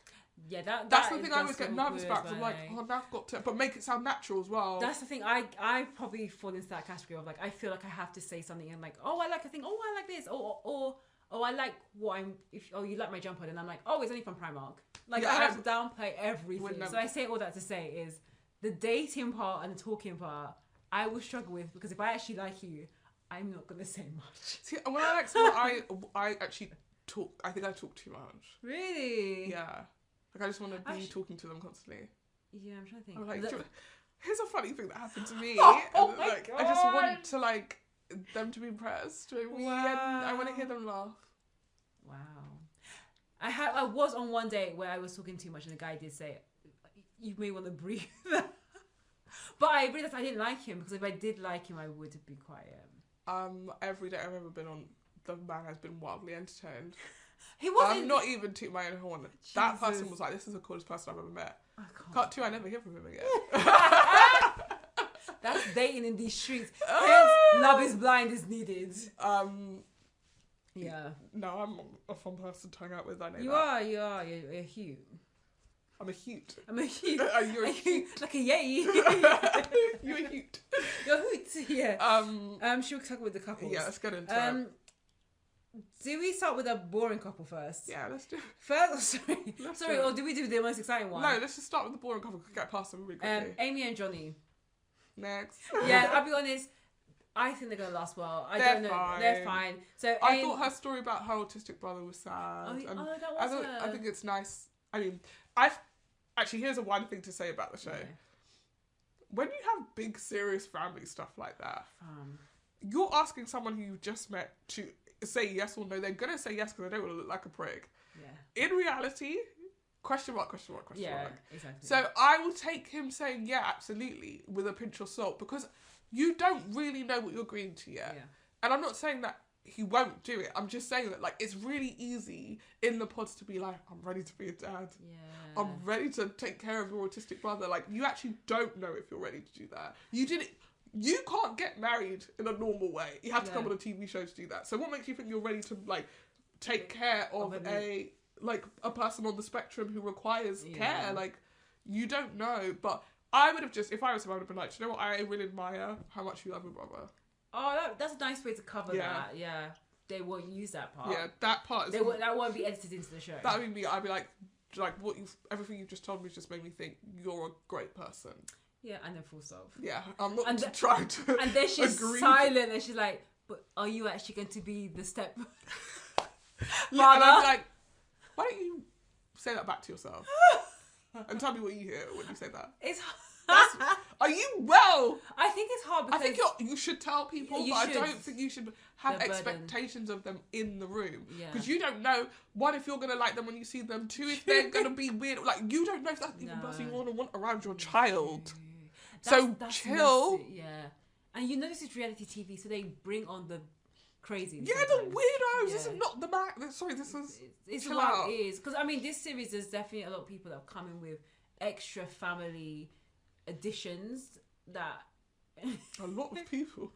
Okay, there was a few contestants. There was one person had a kid and one person had an autistic brother. Okay, two of the female contestants had additional, like, family needs. Okay, the child is the child. And the autistic brother that's the extra caring that will be required, and therefore is an additional responsibility for whoever they choose. Yeah, it's definitely additional responsibility. So there's that, and I think it's a big ask, honestly, and I don't know even if you were dated outside of this pod experiment and in the real world, you don't bring that up on the first date. No. I think you bring it up on the second or third. I don't think there's anything wrong with not bringing it up on the first date. Yeah. The problem is, I think when you start to like someone and you still haven't brought it up to them, and then you do, and it changes it, because it immediately makes it like, see, this is what happens every time I bring up my kid, people don't like, but like, you could have weeded this out before you even liked this guy. You could have asked the guy, do you want kids? He says no, end of story. That's the end of the conversation. Or I feel like most times it's like, they want their kid. Yeah. So they'll be like, I do want kids. You're like, great, because I already have one. They're like, oh.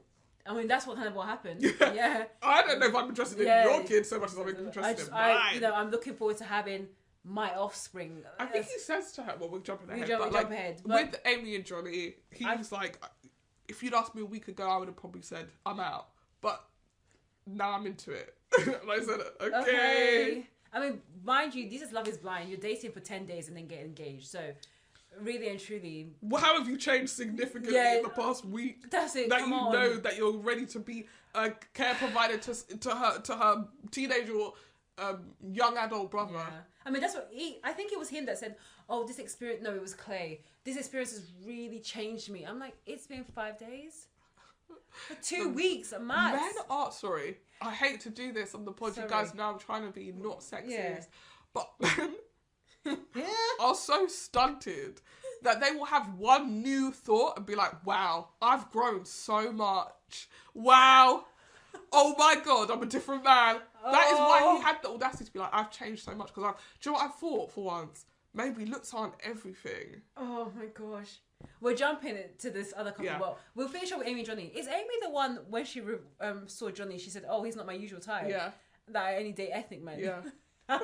Wait, so you said Johnny's not the guy that would ever approach ever in my life? Yeah, she actually said, I would never... Johnny's not the kind of guy I would ever approach in my life. I mean... Which works. Yeah, I appreciate the candor. Yeah. But if he Why watches that lie? back, you're like, really? But actually, it didn't work for her before, so... But isn't that the power of the show? Yeah. That, like, I feel like I would take it as a compliment, like, wow, my personality shines so much. That she would never have looked at me sideways. Like, if she saw me in the bar, she'd be like, pointing at me, but vomiting. I have to. But now she's like, wow, I can't wait for you to, like, be my husband. Yeah. I mean, series 1, Lauren said that she would have never dated. Yeah, but she never said he was ugly. Yeah, no. She did have to look at Cameron. Did you see him? There's a difference between, like, I don't usually date and, I would never date. That's very different. That is very different. Oh my gosh. Yeah. We'll see how it goes. They seem really happy, They though. seem really happy. They seem the most grounded. And I have to be honest, because we did talk about the editing at the beginning, that it was quite long.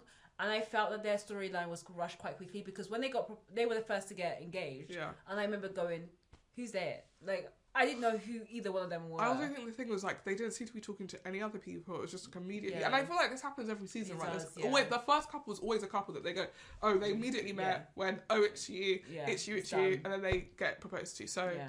We'll see how long they last. We'll see how long they last. I put money on them. I put money on them too. I think they're going to be long term for Love is Blind. Wait, does that mean make it to the end of the show or make it beyond the show? Make it to after the altar. Okay, yeah, I think they'll make it to after the altar. Yeah, I think they could probably go a bit longer. Maybe they could. I think they're gonna make it. I think they could be the first kids of the series this season. So. Like they genuinely seem like two people who really like each other. Yeah, true. And weirdly, they don't seem like they have any baggage that would ruin this. Like, I just feel like two people on a upward journey, which makes me feel like maybe in the next couple of episodes we're going to learn something about them because it's so even keel at the moment. And I remember that there was, I think it was season 1 or season 1 where I can't remember her name, but I can remember her face. Yeah, and the blonde guy. Blonde guy, yeah. She broke up with him because I think she said that they didn't argue. Oh no, there was a couple that they were close to breaking up because they never argued. Yeah, I and think she it was was the worried blonde guy. about that. They were like even kill the whole time. Then got to the altar. She's like, no. And you're like, what? I'm perfectly honest. I do think, I think I've said it before on the pod, or maybe just to you, that I need to understand not just your love language, but your argument language. I need to know what you're like when you're mad. Yeah, honestly, because it has to be compatible with the way that I'm like when I'm mad. Exactly. Otherwise, it's not gonna work. And then I don't ever want to see the switch and we're married. Like, I need to know, like, okay, when you are in your feelings, you behave like this. When you're angry, you behave like this. When you're sad, you behave like this. You know, those are things that are important because I need to know if I can handle that. Yeah. Most importantly. Yeah, there's so many different ways that people act when they're angry, which is like low key could be a trigger for someone else. Yeah, like I know true. There's a colleague of mine who like he has to keep talking, and I need you to stop. Yeah. Like I have to the minute I start to get annoyed, I'm like, let me take myself out of the situation. He's like, no, you will stay and listen to why I feel like I didn't do anything wrong, and it's like I can't be here anymore. Yeah. And we're not compatible anger wise.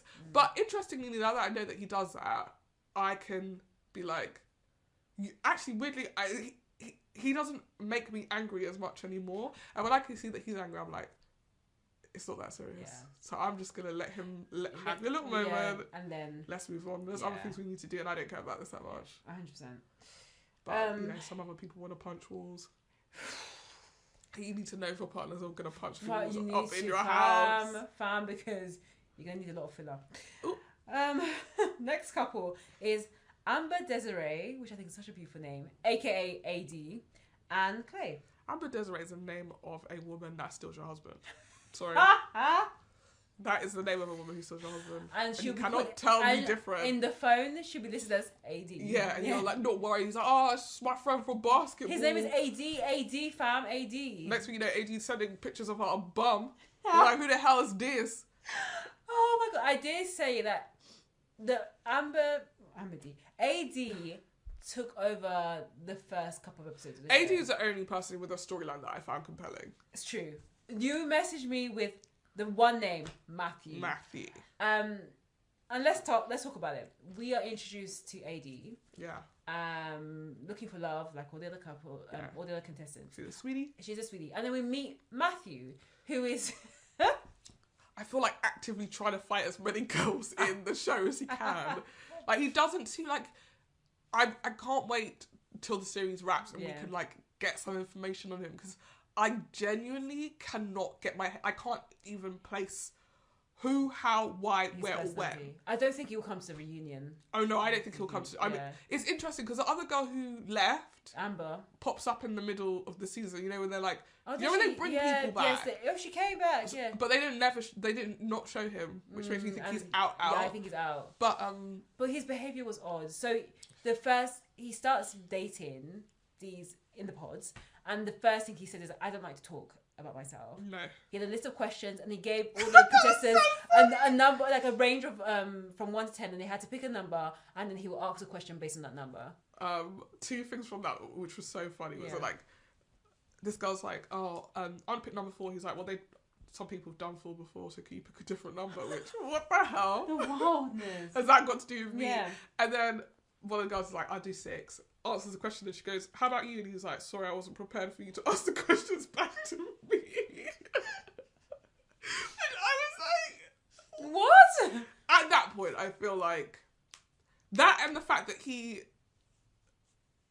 walked out of one of them just mid-conversation, like, no, not that. That and there was a bit where he said, I told my therapist I was coming here, and she was like, what? Yeah. Made me think, like, I can't work out if he's on the spectrum, if he's, like, deeply anxious. Like, I can't put my finger on it, but there is something off here, and it doesn't feel... like a good situation for him or for whoever he's speaking to. Yeah, and they kept on also flashing back to the men's quarters, and he is quite aloof. He wasn't integrating with other guys. The boys were all talking about him, being like, what's his deal? Like, he won't talk to us, doesn't share any information with us. He's got his notebook, and that's like all he's doing in the men's quarters is like either writing in his notebook or reading his notebook. At times I felt almost sorry for him, but I also felt like there's something not quite there with him. Yeah. And do you know what? It's annoying because of the nature of this show. You're never like, you can't do that thing where it's like, do you know what? Sometimes people are just kind of weird. Yeah. And we should be more empathetic. Yeah. Because after that guy who tried to put eye drops in his eyes and pretend he was crying, you're like, oh, are you doing this for attention? Well, my guy Matthew walked in and said, I'm not here to be a C-list celebrity. So very conscious of his appearance on the show, but also I felt at the beginning like, oh, he's not used to the lights and the camera and the action of Love Is Blind, and he's just looking for an authentic connection or meeting someone that will make him open up more. I don't understand though, and I feel this way about reality TV shows in general. Why? I don't really buy I don't feel like I feel like I've tried everything. Like, I buy people who are like, I've been on the apps, I've been speed dating, I've been this, I've been that, I've done all of this, I'm coming on this show because it's the last resort. But people who don't date at all, which is kind of what he was saying, like, it sounds like if you don't like talking to people, you don't date.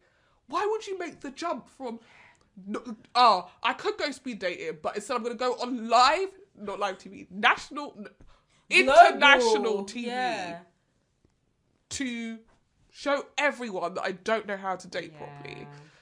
But he has a date with AD. Yeah. And it comes in abrasive as always, but she decides to be accommodating.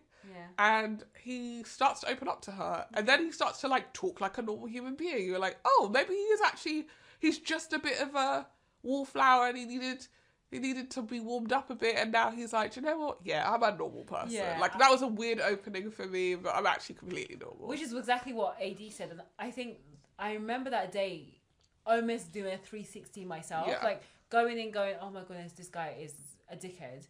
And then at the end going, oh my goodness, you know, maybe AD is the person that's going to, like, open Matthew up and make him, you know, more palatable. And I was like, oh, I'm actually very hopeful for this couple. And it seems really, like a really sweet moment. And I really felt for AD. Like, I resonated with how sympathetic AD was. Yeah. And I think that maybe around the time I was watching, that's when you messaged me with, like, Matthew. And I was like, oh, okay, let's keep an eye out on Matthew. That was me, because I got to the point where That's right. I did another 360. The 360 continues. But before we get to that, she is also speaking to a guy called Clay. Yes. Clay is a very odd, as in aesthetically, classically handsome, should we say. Good chat, perfectly normal guy. He comes across like he is a player, but only because he seems quite fixated on, like, looks and that he's good looking and blah and blah. And it's like, okay, that's great. Yeah. And you can tell that Clay is... He seems like a good time guy. A good time guy, and that's AD's type. Yeah. She has said at this point, she has always gone for... She's been a bit of a Captain Save-A-Ho, and will date guys who are not good, but convince herself that she's the one who's going to change them, and then obviously they never change, and she's left heartbroken. So she's a bit wary of Clay, but is also drawn to him because he's a type. Yeah, you know? Exactly. He's also insisting that he's not really one of those guys. Like, he's trying to be more sensitive. He's growing. And very self-aware that, you know, he has problems and has issues. But, he's never been to therapy, but he's like, it could be fun or whatever. I am not... Like, it's weird.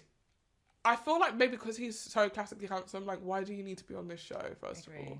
And which makes me think that you are actually a red flag. Like, that's the only reason why you're here, because actually in real life, the reason why you don't have a partner is because you suck. Maybe, because I think about what's that guy from a couple of seasons ago, and he married that mixed race girl, and that guy with he loves trainers, and oh my god, what's his name?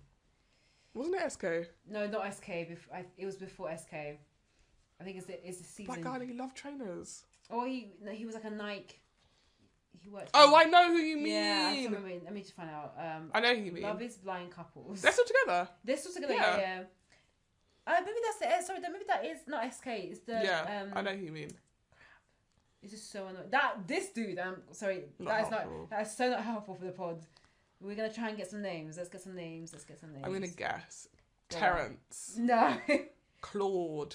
No. Bill. No, but you're not too far. It starts with B. Byron. No. Brian. No. Brett. I was never going to get that. Yeah, you weren't going to get there. Brett. He was in the same season as Brit. Zach and Kwame. That was the guy. Oh. God. And then Kwame and Chelsea are still together. Who would have thought? I saw.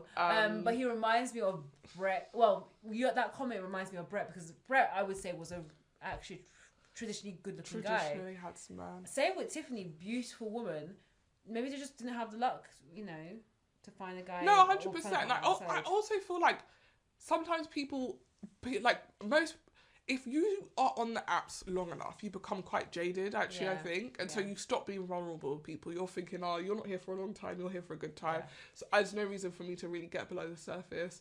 I don't want to get hurt. I don't want you to be around me. So it is just like a flurry of relationships that last maybe 2-3 months, and they don't go beyond that. And so you come on a show like this because you want...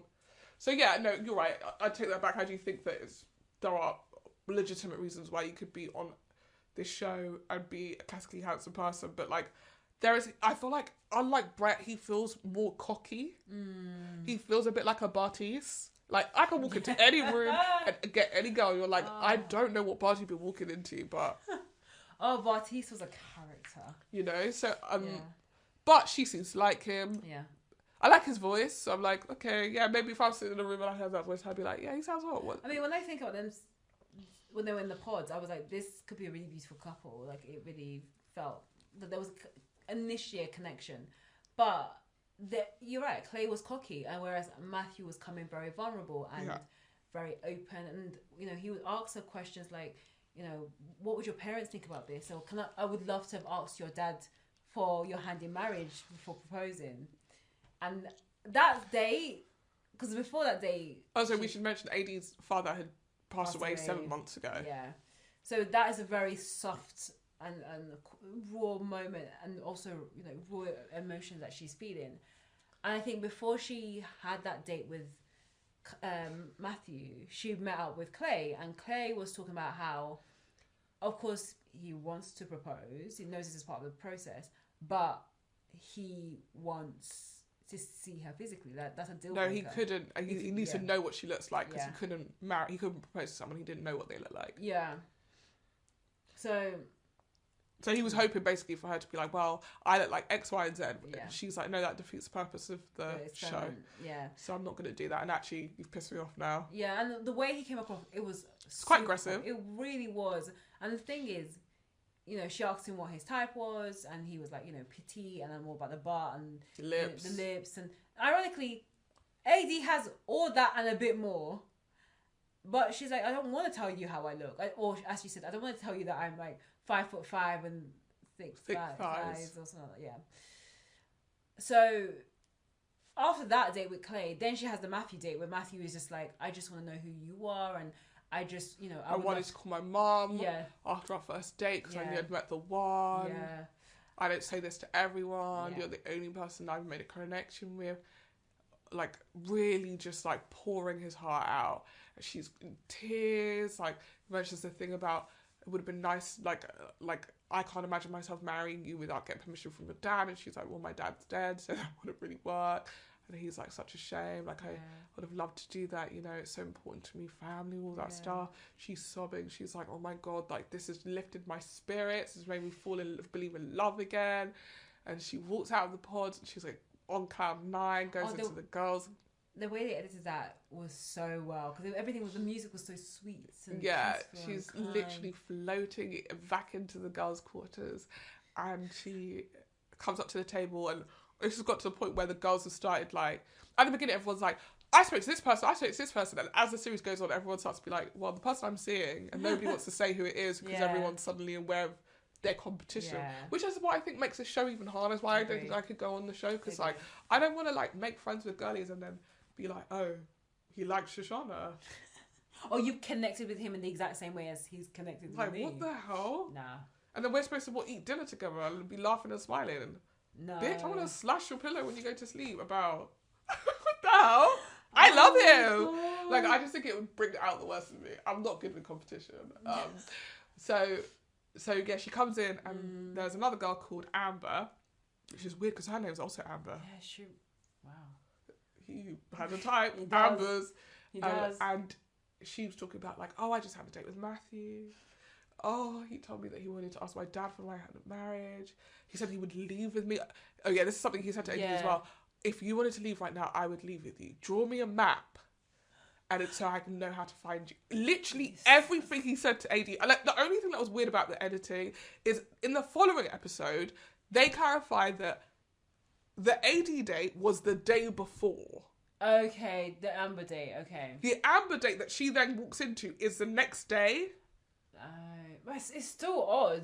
No, it's definitely not normal, but like, you edited it as if he literally had said, somehow managed to say this at the same time to both of them. And it's like, well, that's so weird because she heard it first, but I made it seem like she'd heard it second. And either way, it's fucking weird. Yeah. And I'll say this, it's dark. Yeah, it is. He obviously, I would say this, if it was that he was like, I'm trying to work out whether he was practicing what he was going to say to Amber on her. Yeah. Or he said it to her, it worked with her, and he's written in his book, use it on other people. Yeah. But that line about her dad, I don't think he said it knowing that her dad was dead. But if somebody said to me, I wish I could have met your mum to like get like her approval. I just feel like it would have just really cemented this for us. And then I hear he's told another girl the exact same thing. Slash elder pillows. I am going in that boys' cause, whether you guys let me or not. I'm going in there. Are you mad? That is, what are you talking about? That is criminal behaviour. Yeah, 100%. That's criminal behaviour. I don't think you come back from that. He was so manipulative that, okay, Amber found out. And to what end. Yes. That's what I just didn't. I didn't get. What are you hoping to get out of this? It was wild because then the next day, AD confronts Matthew about it and says, "Look, I know that you've been speaking to Amber about the exact same things that you were telling me verbatim." He's like, I never said the exact same things. Yeah. I did say this and I did say that, but I didn't say the other thing. What I've said to you, I've never said to someone else. But you actively have done that. Yeah, and the scary thing was the calmness in his voice. He's a narcissist. I honestly, or narcissist or psychopath, one of the two. All on the spectrum where he genuinely is not aware or doesn't understand why it wouldn't be nice to tell one girl one thing and then tell another girl the exact same thing. That's what I genuinely, based on the way that he presented, I'm with you. I can't work out if he's a narcissist or just an idiot. Yeah. But there is something very malicious. Yeah. And I went back to that whole thing about how he's like, I don't really talk to people. It's like, has he come here to just practice lines? Maybe. Because maybe that's what that was. I feel like there was a set number of lines you can say to a girl, she'll fall in love with you. I'm going to try it with AD and try it with Amber, and I'll see what the response is. Yeah. And then doesn't expect them to talk to each other and doesn't expect to be caught out. And also before that, kept talking about, I don't know if I'm going to leave here engaged. I don't know if I can give you an engagement. Yeah. Which makes me think that, maybe he wasn't planning to get engaged to anyone. He was just planning to come here and practice lines. Maybe. And that's crazy as well, because he was saying things like, oh, America would not like this. Yeah, so basically... Yeah. Amber then leaves. Yeah. The whole experiment. She leaves the whole experiment. AD comes in to see Matthew again. And obviously her energy is very different, which naturally will be, I don't know if I can trust you now. I don't know what coming out of your mouth is real, what's garbage. And he comes in there, I feel like, thinking, oh, maybe he can salvage this. And it becomes clear that she's not happy and he would have to work harder to salvage it. And instead he goes, oh, I don't like how you're talking to me today, so I just think let's cut it. America wouldn't be on my side right now because I'm laying myself bare to you. But if you have a connection... And that was the other thing. He kept on being like, if you have a connection with someone else, then go do that. Yeah. It was deeply upsetting to him, the idea that she would have a connection with someone else. But you told somebody the exact same line that you used on me. He's scary. Scary and delusional, honestly. And very delulu. It's sad because at that point, maybe the episode before, I was really buying their love story. Yeah, I was rooting for them. I really was rooting for them. Especially after Clay turned out to be a bit of a... A bit of a narcissist. Yeah, a bit self-absorbed. Yeah, that's it's just that was, it was sad to see that. And then also the fact that... vain. It was so vain. And the fact that Matthew broke up with her, when I was like... The way AD was sitting there, I really wanted her to take the reins and break up with him. I think she was sitting there being like, how are you going to talk your way out of this? Yeah. I'm here willing to give you a chance to talk your way out of this. And he said, I can't, I haven't written that in my little notebook, so I got to go. And he says, I'm going to leave, I'm going to go get Amber. I don't think he says it in the room to her, I think he says it afterwards. As he's leaving. And I thought it was funny because I was like, Amber doesn't want you. I was just like, I don't know. That line about America's watching and they're rooting for me. What do you think is happening right now? You're the villain. Who's rooting for you? It's very oblivious to what's going on. I really want to know more about him. As soon as I saw that, I jumped on both TikTok and Twitter trying to see what people were saying about him. Okay. And no one had any inside scoops yet, but it will come out. It will come out because that's a very weird. Probably the weirdest thing I've ever seen in my entire life. Oh yeah, no, it was not. Anyway, AD is. This is my thing about AD. I think she was properly sprung on Matthew, properly liked Matthew. I don't know if she properly likes Clay. I think she likes Clay. Yeah. But I don't think she's in Clay because the other thing we forgot to mention is at some point she tells Clay that she has a connection with someone else, and someone else is Matthew, and he reacts very badly to this.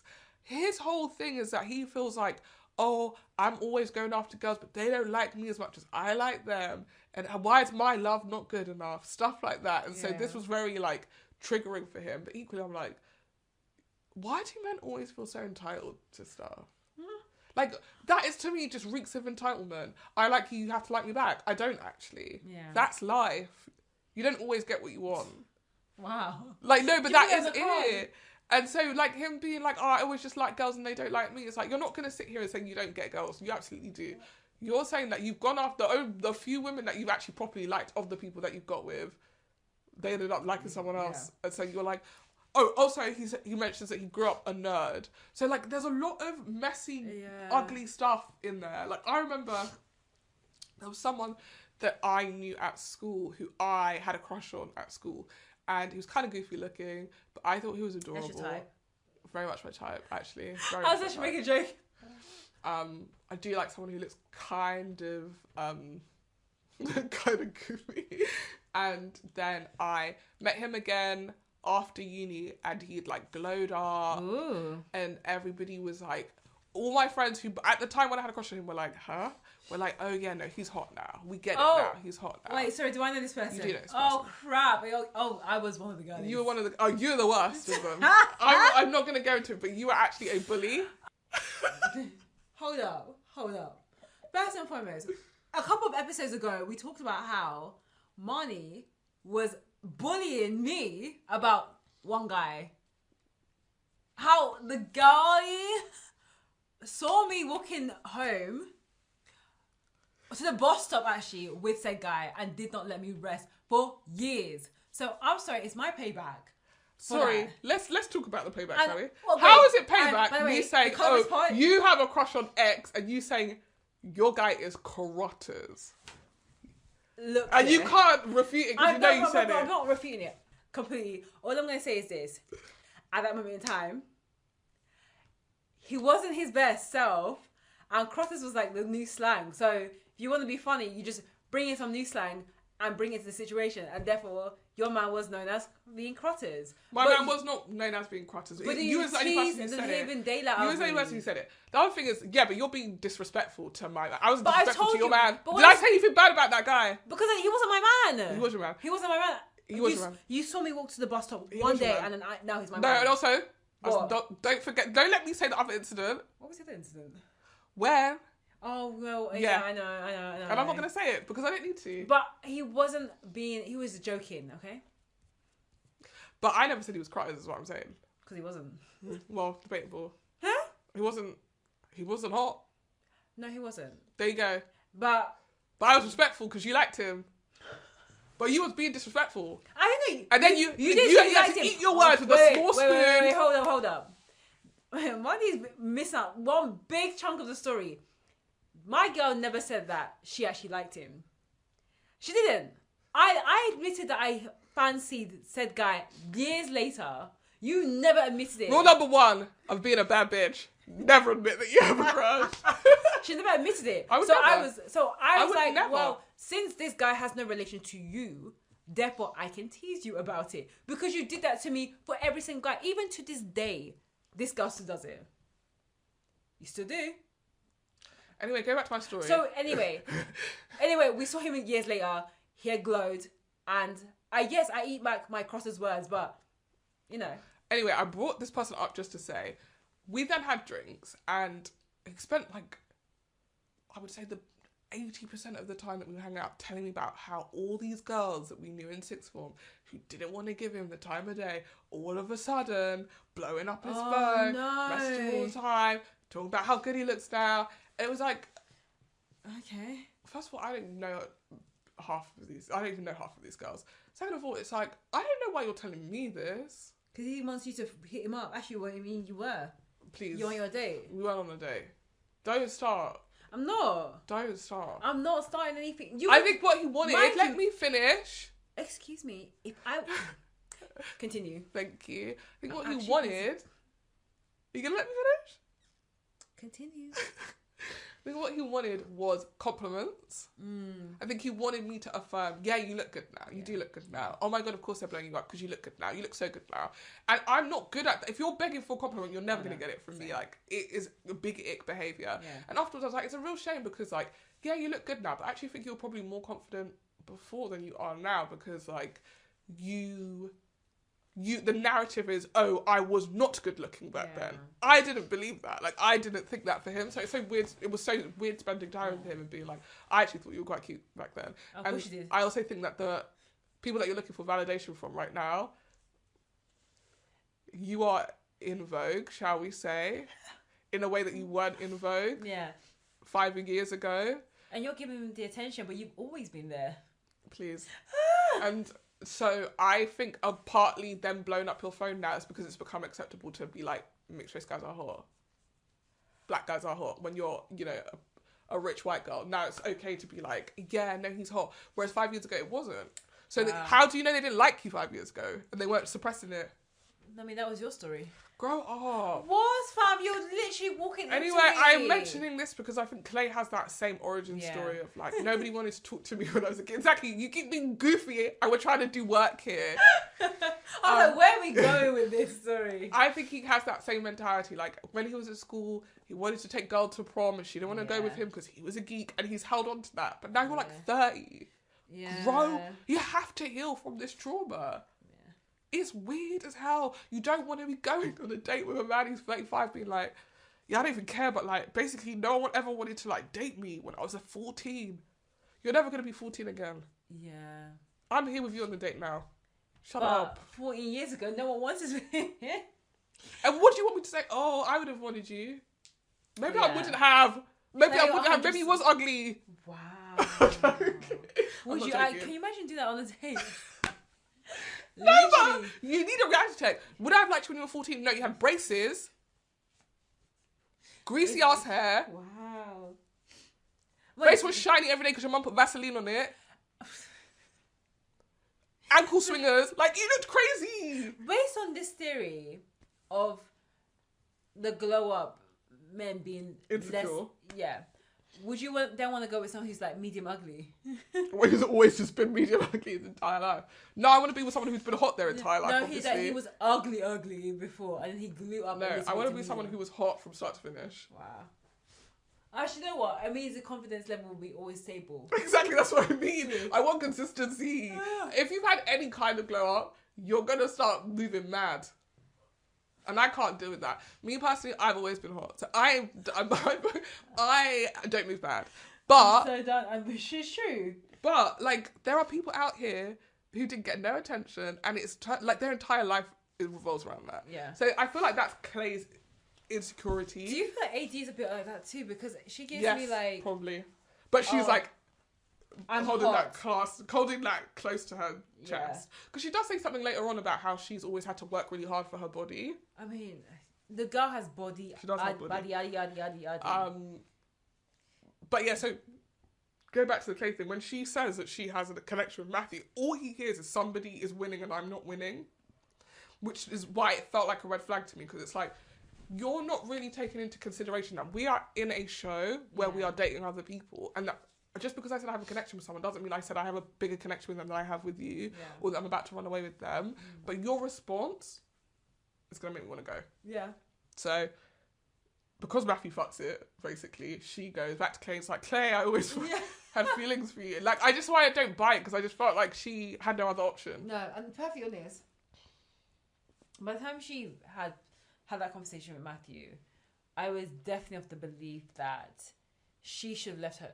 I don't think she should have got with either one of them. No, because Clay was not the one, and it just seemed very dangerous in the way he sees things. But do you think dating is seeing people's flaws and being like, what flaws can I handle? Because maybe, like, you're right, looking at Matthew's flaws, he's a psychopath. So I don't know if I can handle that. Yeah. Clay's flaws are that he's got some insecurities. Yeah. Can I handle that, really? Because maybe some people can.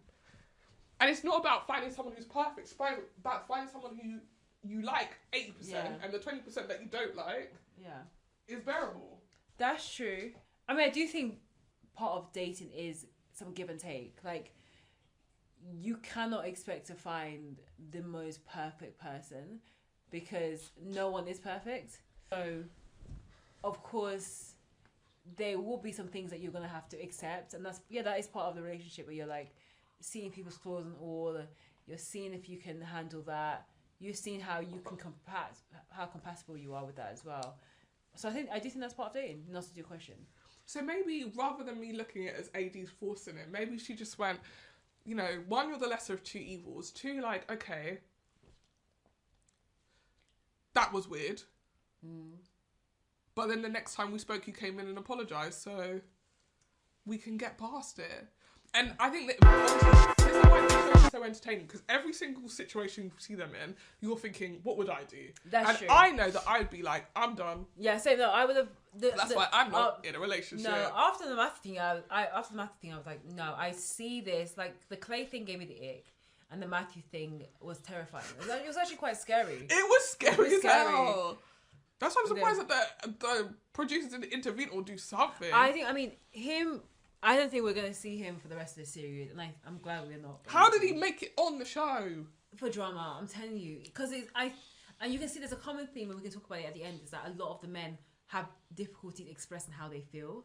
And I feel like they really honed into some of these characters who are like, oh, I've never really said this before, but I love you. And that you want that moment. As a producer, that's the moment you want. Like, oh, the moment where your contestant does a 360, or the moment where like they meet the love of their life because that person has broken their hard exterior, and that's what you want. But aren't they pulling them? Like, aren't they producing them in the way they produce like I Love Island, and pulling them after their day of dates and be like, you've got to do, like, we've got to get. Maybe you got, like, when he's walking out of dates, are you pulling him and being like, listen, the game is you've got to go on these dates, and you've got to hear these people out, and you've got to give them a chance. I do think some of that, but Matthew, I do feel some of it was nudged by producers. Just the way he was behaving in general. Very keen to like leave things or get out. I think he probably wanted to get out of the contract, but he had no choice. So he was like, I'm just gonna go to these dates, but not really give it the time of day. Yeah, I just think he shouldn't have been on the show. But no, like, he shouldn't have. I agree with you. If I was AD, I would have taken my ass home. But also, if I was AD, I would not have ended up with only two guys on my thing. No, on your roster, yeah. You'd have more.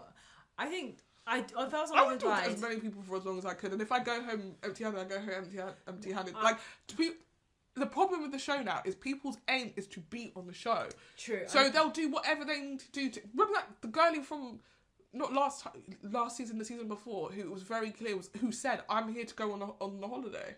Oh, got with that guy. You got with Zach's Arena. Yeah. No, that was true. That was a mess. And I do agree with you that a lot of people are just on here for the show and for the idea that they got engaged. Yeah. They are celebrating the engagement versus the future wedding. Oh, sorry, the future marriage. But yeah, that season was crazy with Arena. Because she just kept on sticking around. She obviously didn't like him, and that would be a horrible situation, because you're being gaslit. Like, you're telling me that you like me, but everything about the actions is telling me that you find me repulsive. Well, his wife told him it's a mistake. Yeah, and he said, "I've decided it's her." Engaged, yeah.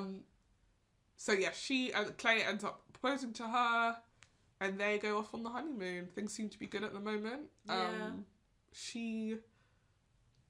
Sorry, is a bit of an attention. Oh yeah. Seeker. No, I don't even want to say seeker. I will say this: AD is who I would be if I had a bum like that. I mean, like that is very important because her butt is like a shelf. If I had a bum like that, I would be messy boots. I would be messy boots. I would be going everywhere and anywhere, and I would definitely be taking those compliments about my ass. I would. And that's why God has not given it to me, because he said, I know you. You don't have good intentions. What do you need this bum for? You don't need it. Continue with your life. And I personally can see that the way that she is quite, again, I wouldn't even call it flirty. It's just very, like, coquettish. Yeah, she's might become a problem in that relationship. Yeah, especially if he's a person who's insecure about his attachments to women anyway. That's true. Like, you're so much as blinking in a direction might be a problem. So yeah, that's them. Who's next? Yeah. Next is Chelsea and Jimmy. Okay, if I'm perfectly honest, when I saw that Jimmy was 27, I said, 27 what? 27 in dog years. Yeah, exactly. What the hell? I have to be honest and frank that this season has not blessed us as well with the male aesthetic. visuals. That is Appearances. such a clumsy way of saying. What are you trying to say? They're just Not enough eye candy for you. Yeah, they're just not up to the standards. That being said, when I watch Love Is Blind, I'm not expecting. They're not to your spec. No, they're not to my spec actually. No, exactly. But when I watch Love Is Blind, it's not like I'm expecting to see like Adonises, but I do expect to see some good-looking guys. They may not be my type per se, but they need to be good-looking. And this season, I really feel we're lacking. About 1 or 2, they were not there. And also the men's chambers felt very small. Like it felt like it was empty for good chunks of it. There were like 3 or 4 guys going, yeah, who are you talking to? Who are you talking to? Because they were on their dates. Okay, that's true, but I usually should be a bit more busier. Yeah. But anyway, Jimmy, I think, highlighted how I was slightly unimpressed with the caliber of men this season. He is, I don't know what he does for a living, but A wealth fund manager, I think. okay, that's good for 27. He looked like he was more 35, 40. Maybe that was Matthew's job. Let me check. Who cares? Continue. The job doesn't even won't change anything. No. And he's having conversations with 2 ladies. One name is Chelsea. And the other one's called Jessica. Yes. So they both have interesting stories. Firstly, Jess had a child called Autumn, and she talks so lovely about her, and you know you can tell that she loves her massively. Yeah. And then Chelsea, who and also Jess has it's like layer upon layer of different stories and trauma that she experienced. Yeah. That she was she was basically in foster care for majority of her life until she was eventually adopted at the age of 16, and then got pregnant at 17. So she is, and then now she's in a very healthy parenting relationship with the father. So there's a lot to unwrap, and she was kind of almost dumping little mini dumps on Jimmy. Then he meets Chelsea, or he's also talking to Chelsea. Also talking to Chelsea during that time. On the same day that Jess drops majority of the news about the baby, Well, the first time she mentions that she has a daughter. Yeah, Chelsea drops the news that she had been married before. Yeah. And I think Jimmy reacts in 2 different ways for both news. Both of them were both shocked. Both, you can tell that that's not part of his dream and vision for his wife. He was expecting, if I'll be perfectly honest, blonde hair, white picket fence. So, the way he reacts to both news from Jess and from Chelsea is different. I honestly think he reacts badly to both. He does. I feel like he's slightly more relieved with Chelsea's news than he is. But he's like, can we change the subject? And she gets upset. I feel like she maybe misunderstands him. I think he's saying, let's change the subject for the sake of like, I'm over, like, I don't mind this information, but I think she thinks it's because he's uncomfortable, and then she ends up leaving. Yeah. With Jess, he makes a point of being like, this is good, this is fine, but like he's clearly upset about it. Yeah. I feel like he does very different dynamics with both Jess and Chelsea. Jess is very full on. Yeah. She calls him his. She's intense. Yeah. First draft pick. You're my number one, and she made it very clear from the beginning. It was giving me pick me energy, if I'll be perfectly frank. For sure, and also again that sort of that coming in here with the determination of I'm gonna find my husband is always I feel like leads to disaster. Disaster. So anyway, there's that, and then with Chelsea, she's really talking to another guy called, I can't remember his name, mullet guy. Rob. Yeah, he looks like a Rob. He does, doesn't he? But he's definitely not Rob. He's got a mullet. He's got a mullet because they. Called a mullet guy. Who is he talking to? Trevor. Not Rob. I was never gonna guess that. Trevor's such a I don't know, old man's name. There was a boy in my school called Trevor, but he was black. And also, we talked about white. I don't know any white Trevors, so this is really interesting. Apart from Trevor, who was Little Mo's husband, who beat her. Yeah. To me, Trevor's a white name, but we move. And so so Jimmy knows that basically there's almost gonna be a love triangle square with Trevor and also Chelsea, but then there's also Jess that he seems to have had this connection with. But then Jess was in the lead, I think, up until she revealed that she had a child. Yeah.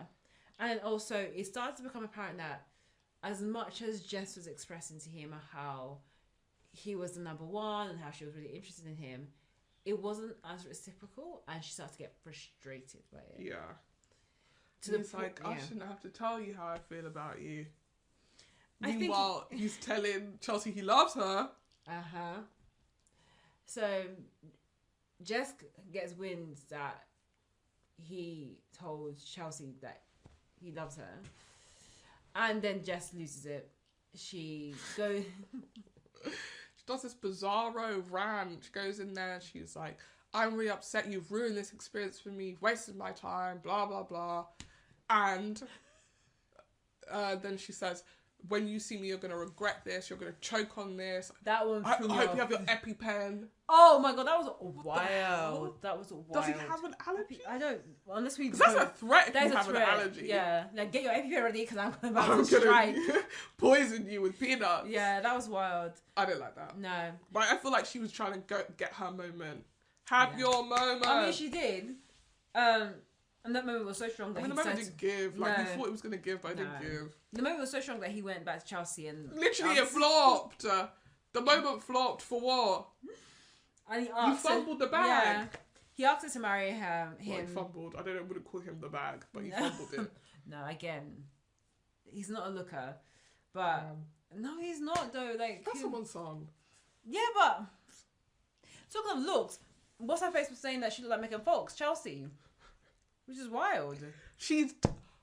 No, because you guys are clowning her and it's not fair. She said, I have dark hair and light eyes, so sometimes people call me Megan Fox. That's it. She never said, I'm built like Megan Fox. Yeah, because that would also be wild. Anyway, so they got engaged. People see me, they call me Beyonce. I'm like, please, I'm not that man. I do not know that man. Yeah. But yeah, they get engaged. Chelsea breaks up with Trevor, which is so sad. And then they're now in this relationship. When they finally see each other, Jimmy is like, I was gonna go home this morning. And from that point, I really feel like the relationship was just on thin ice. Obviously, that would make anybody uneasy, but like, what we start to learn about Chelsea is she's deeply uneasy about this relationship anyway. She's like, did he not like what he saw? Is he regretting the choice that he made? When they get on the trip as well, he confronts her about running into the girls' room and telling everyone that he said that he loved her. She explained that didn't happen. He said that he was looking forward to seeing Jess. Wow. When she comes back, later on, they're talking about who we dated, what kind of types. He's like, I kind of had lots of, like, I don't really have a specific type. Like, I just like girls. But I've never dated someone with tattoos before. I'm not sure how my family would take it. Just like little tiny things that I feel like as time goes on are building into something very serious for Chelsea. And then when they meet the other couples, everything's good. Everyone's happy. It's fine. At the midpoint, and at this point, I think they've had a couple of drinks. Oh, a couple. Jimmy is talking to Chelsea, and he says, "Oh, that girl is stacked." Yeah, talking about AD. Talking about AD. Yeah. Oh, earlier as well, before they even got there, because Chelsea had said AD was like her best friend. He was like on their little video diary things, like really looking forward to meeting AD. So he says that, and then Chelsea will later on say, because she's uncomfortable, she then repeats this to AD across the room in front of everyone. Yeah, that was so awkward. Which would be embarrassing if I was AD, because like, thank you for telling me your husband's been staring at my ass all night. But also like, then Jimmy feels uncomfortable, so he feels inclined to go and speak to AD. He goes to speak to AD, leaving Chelsea. Yeah. Chelsea's immediately like, well, this doesn't feel good. Yeah. She looks over. He is turning AD around. Yeah. I think he says like, oh yeah, you look great or whatever. But like, for Chelsea, he might as well have put his hands on AD's nyash and shake and jiggled it. He really wanted because to. She was mad. Big mad. Yeah, I mean, AD was there just parading her lapping it up. Based on the fact that it was through squats and Jesus, so...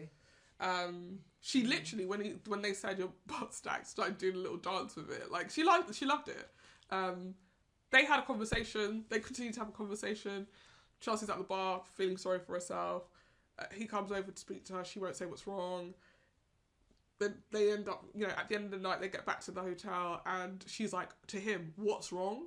And he's like, oh, nothing's wrong. He's like, no, you seem like something's wrong. And he's like, I'm fine. And she's like, well, I'm upset because you ignored me all night, and then you went up to AD and you said blah, blah, blah, and they start having a fight. And the fight lasts for like a good 20, 30 minutes. And what becomes clear is that they're both too drunk to have this conversation, because it's like, she says that what you did earlier made me uncomfortable, and he says sorry.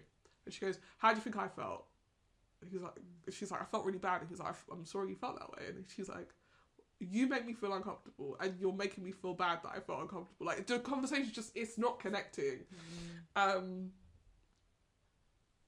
I don't really know how it ends. Oh yeah, it ends with him saying like, I don't know what else I can say to you. Like, you're treating me quite unfairly now, because I don't really think I did anything that wrong. And then she grabs him and she's like, I love you. And it's just like, oh, these two are, I feel like it's just going to be fights from here on out. And I don't buy that they like each other.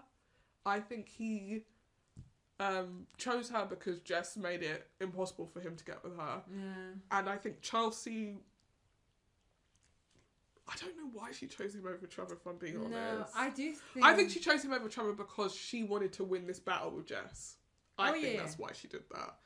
Yeah, you can tell that there was some resentment and jealousy. The fact that they were like openly, they both knew that we're dating him. They'll both talk about him openly in the pods to anyone who would listen. You know, there's a game being played, but I do not see them making it beyond this show. Neither do I. I didn't see them making it beyond this honeymoon, let alone beyond this couple. I do feel that between the two of them, Jimmy's going to say something that is going to end the relationship.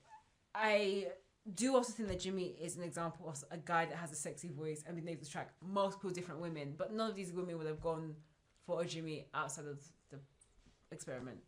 I don't think he has a sexy voice. I think he has this like dark, broody accent. He's southern. He doesn't have a sexy voice. You guys are forcing it. Who's next? Laura and Jeremy. Laura and Jeremy. Yeah, this is another one of the boring couples. Same. Like, she's beautiful. Yeah, I like Laura. I like Jeremy.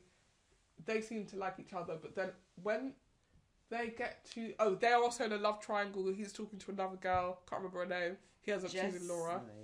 Not Jess again. Sarah Ann. They go to... But he chooses Laura. They go on the honeymoon. Everything's good. And then at the party, he tells AD, oh, Laura told me to bean dip you or something. Yeah. And she's like, oh my God, what? And she's like, yeah. And he's like, oh my God, why did you tell him about that? And it turns out that like a bean dip is like where you slap someone's breast, titty. And lick a nip.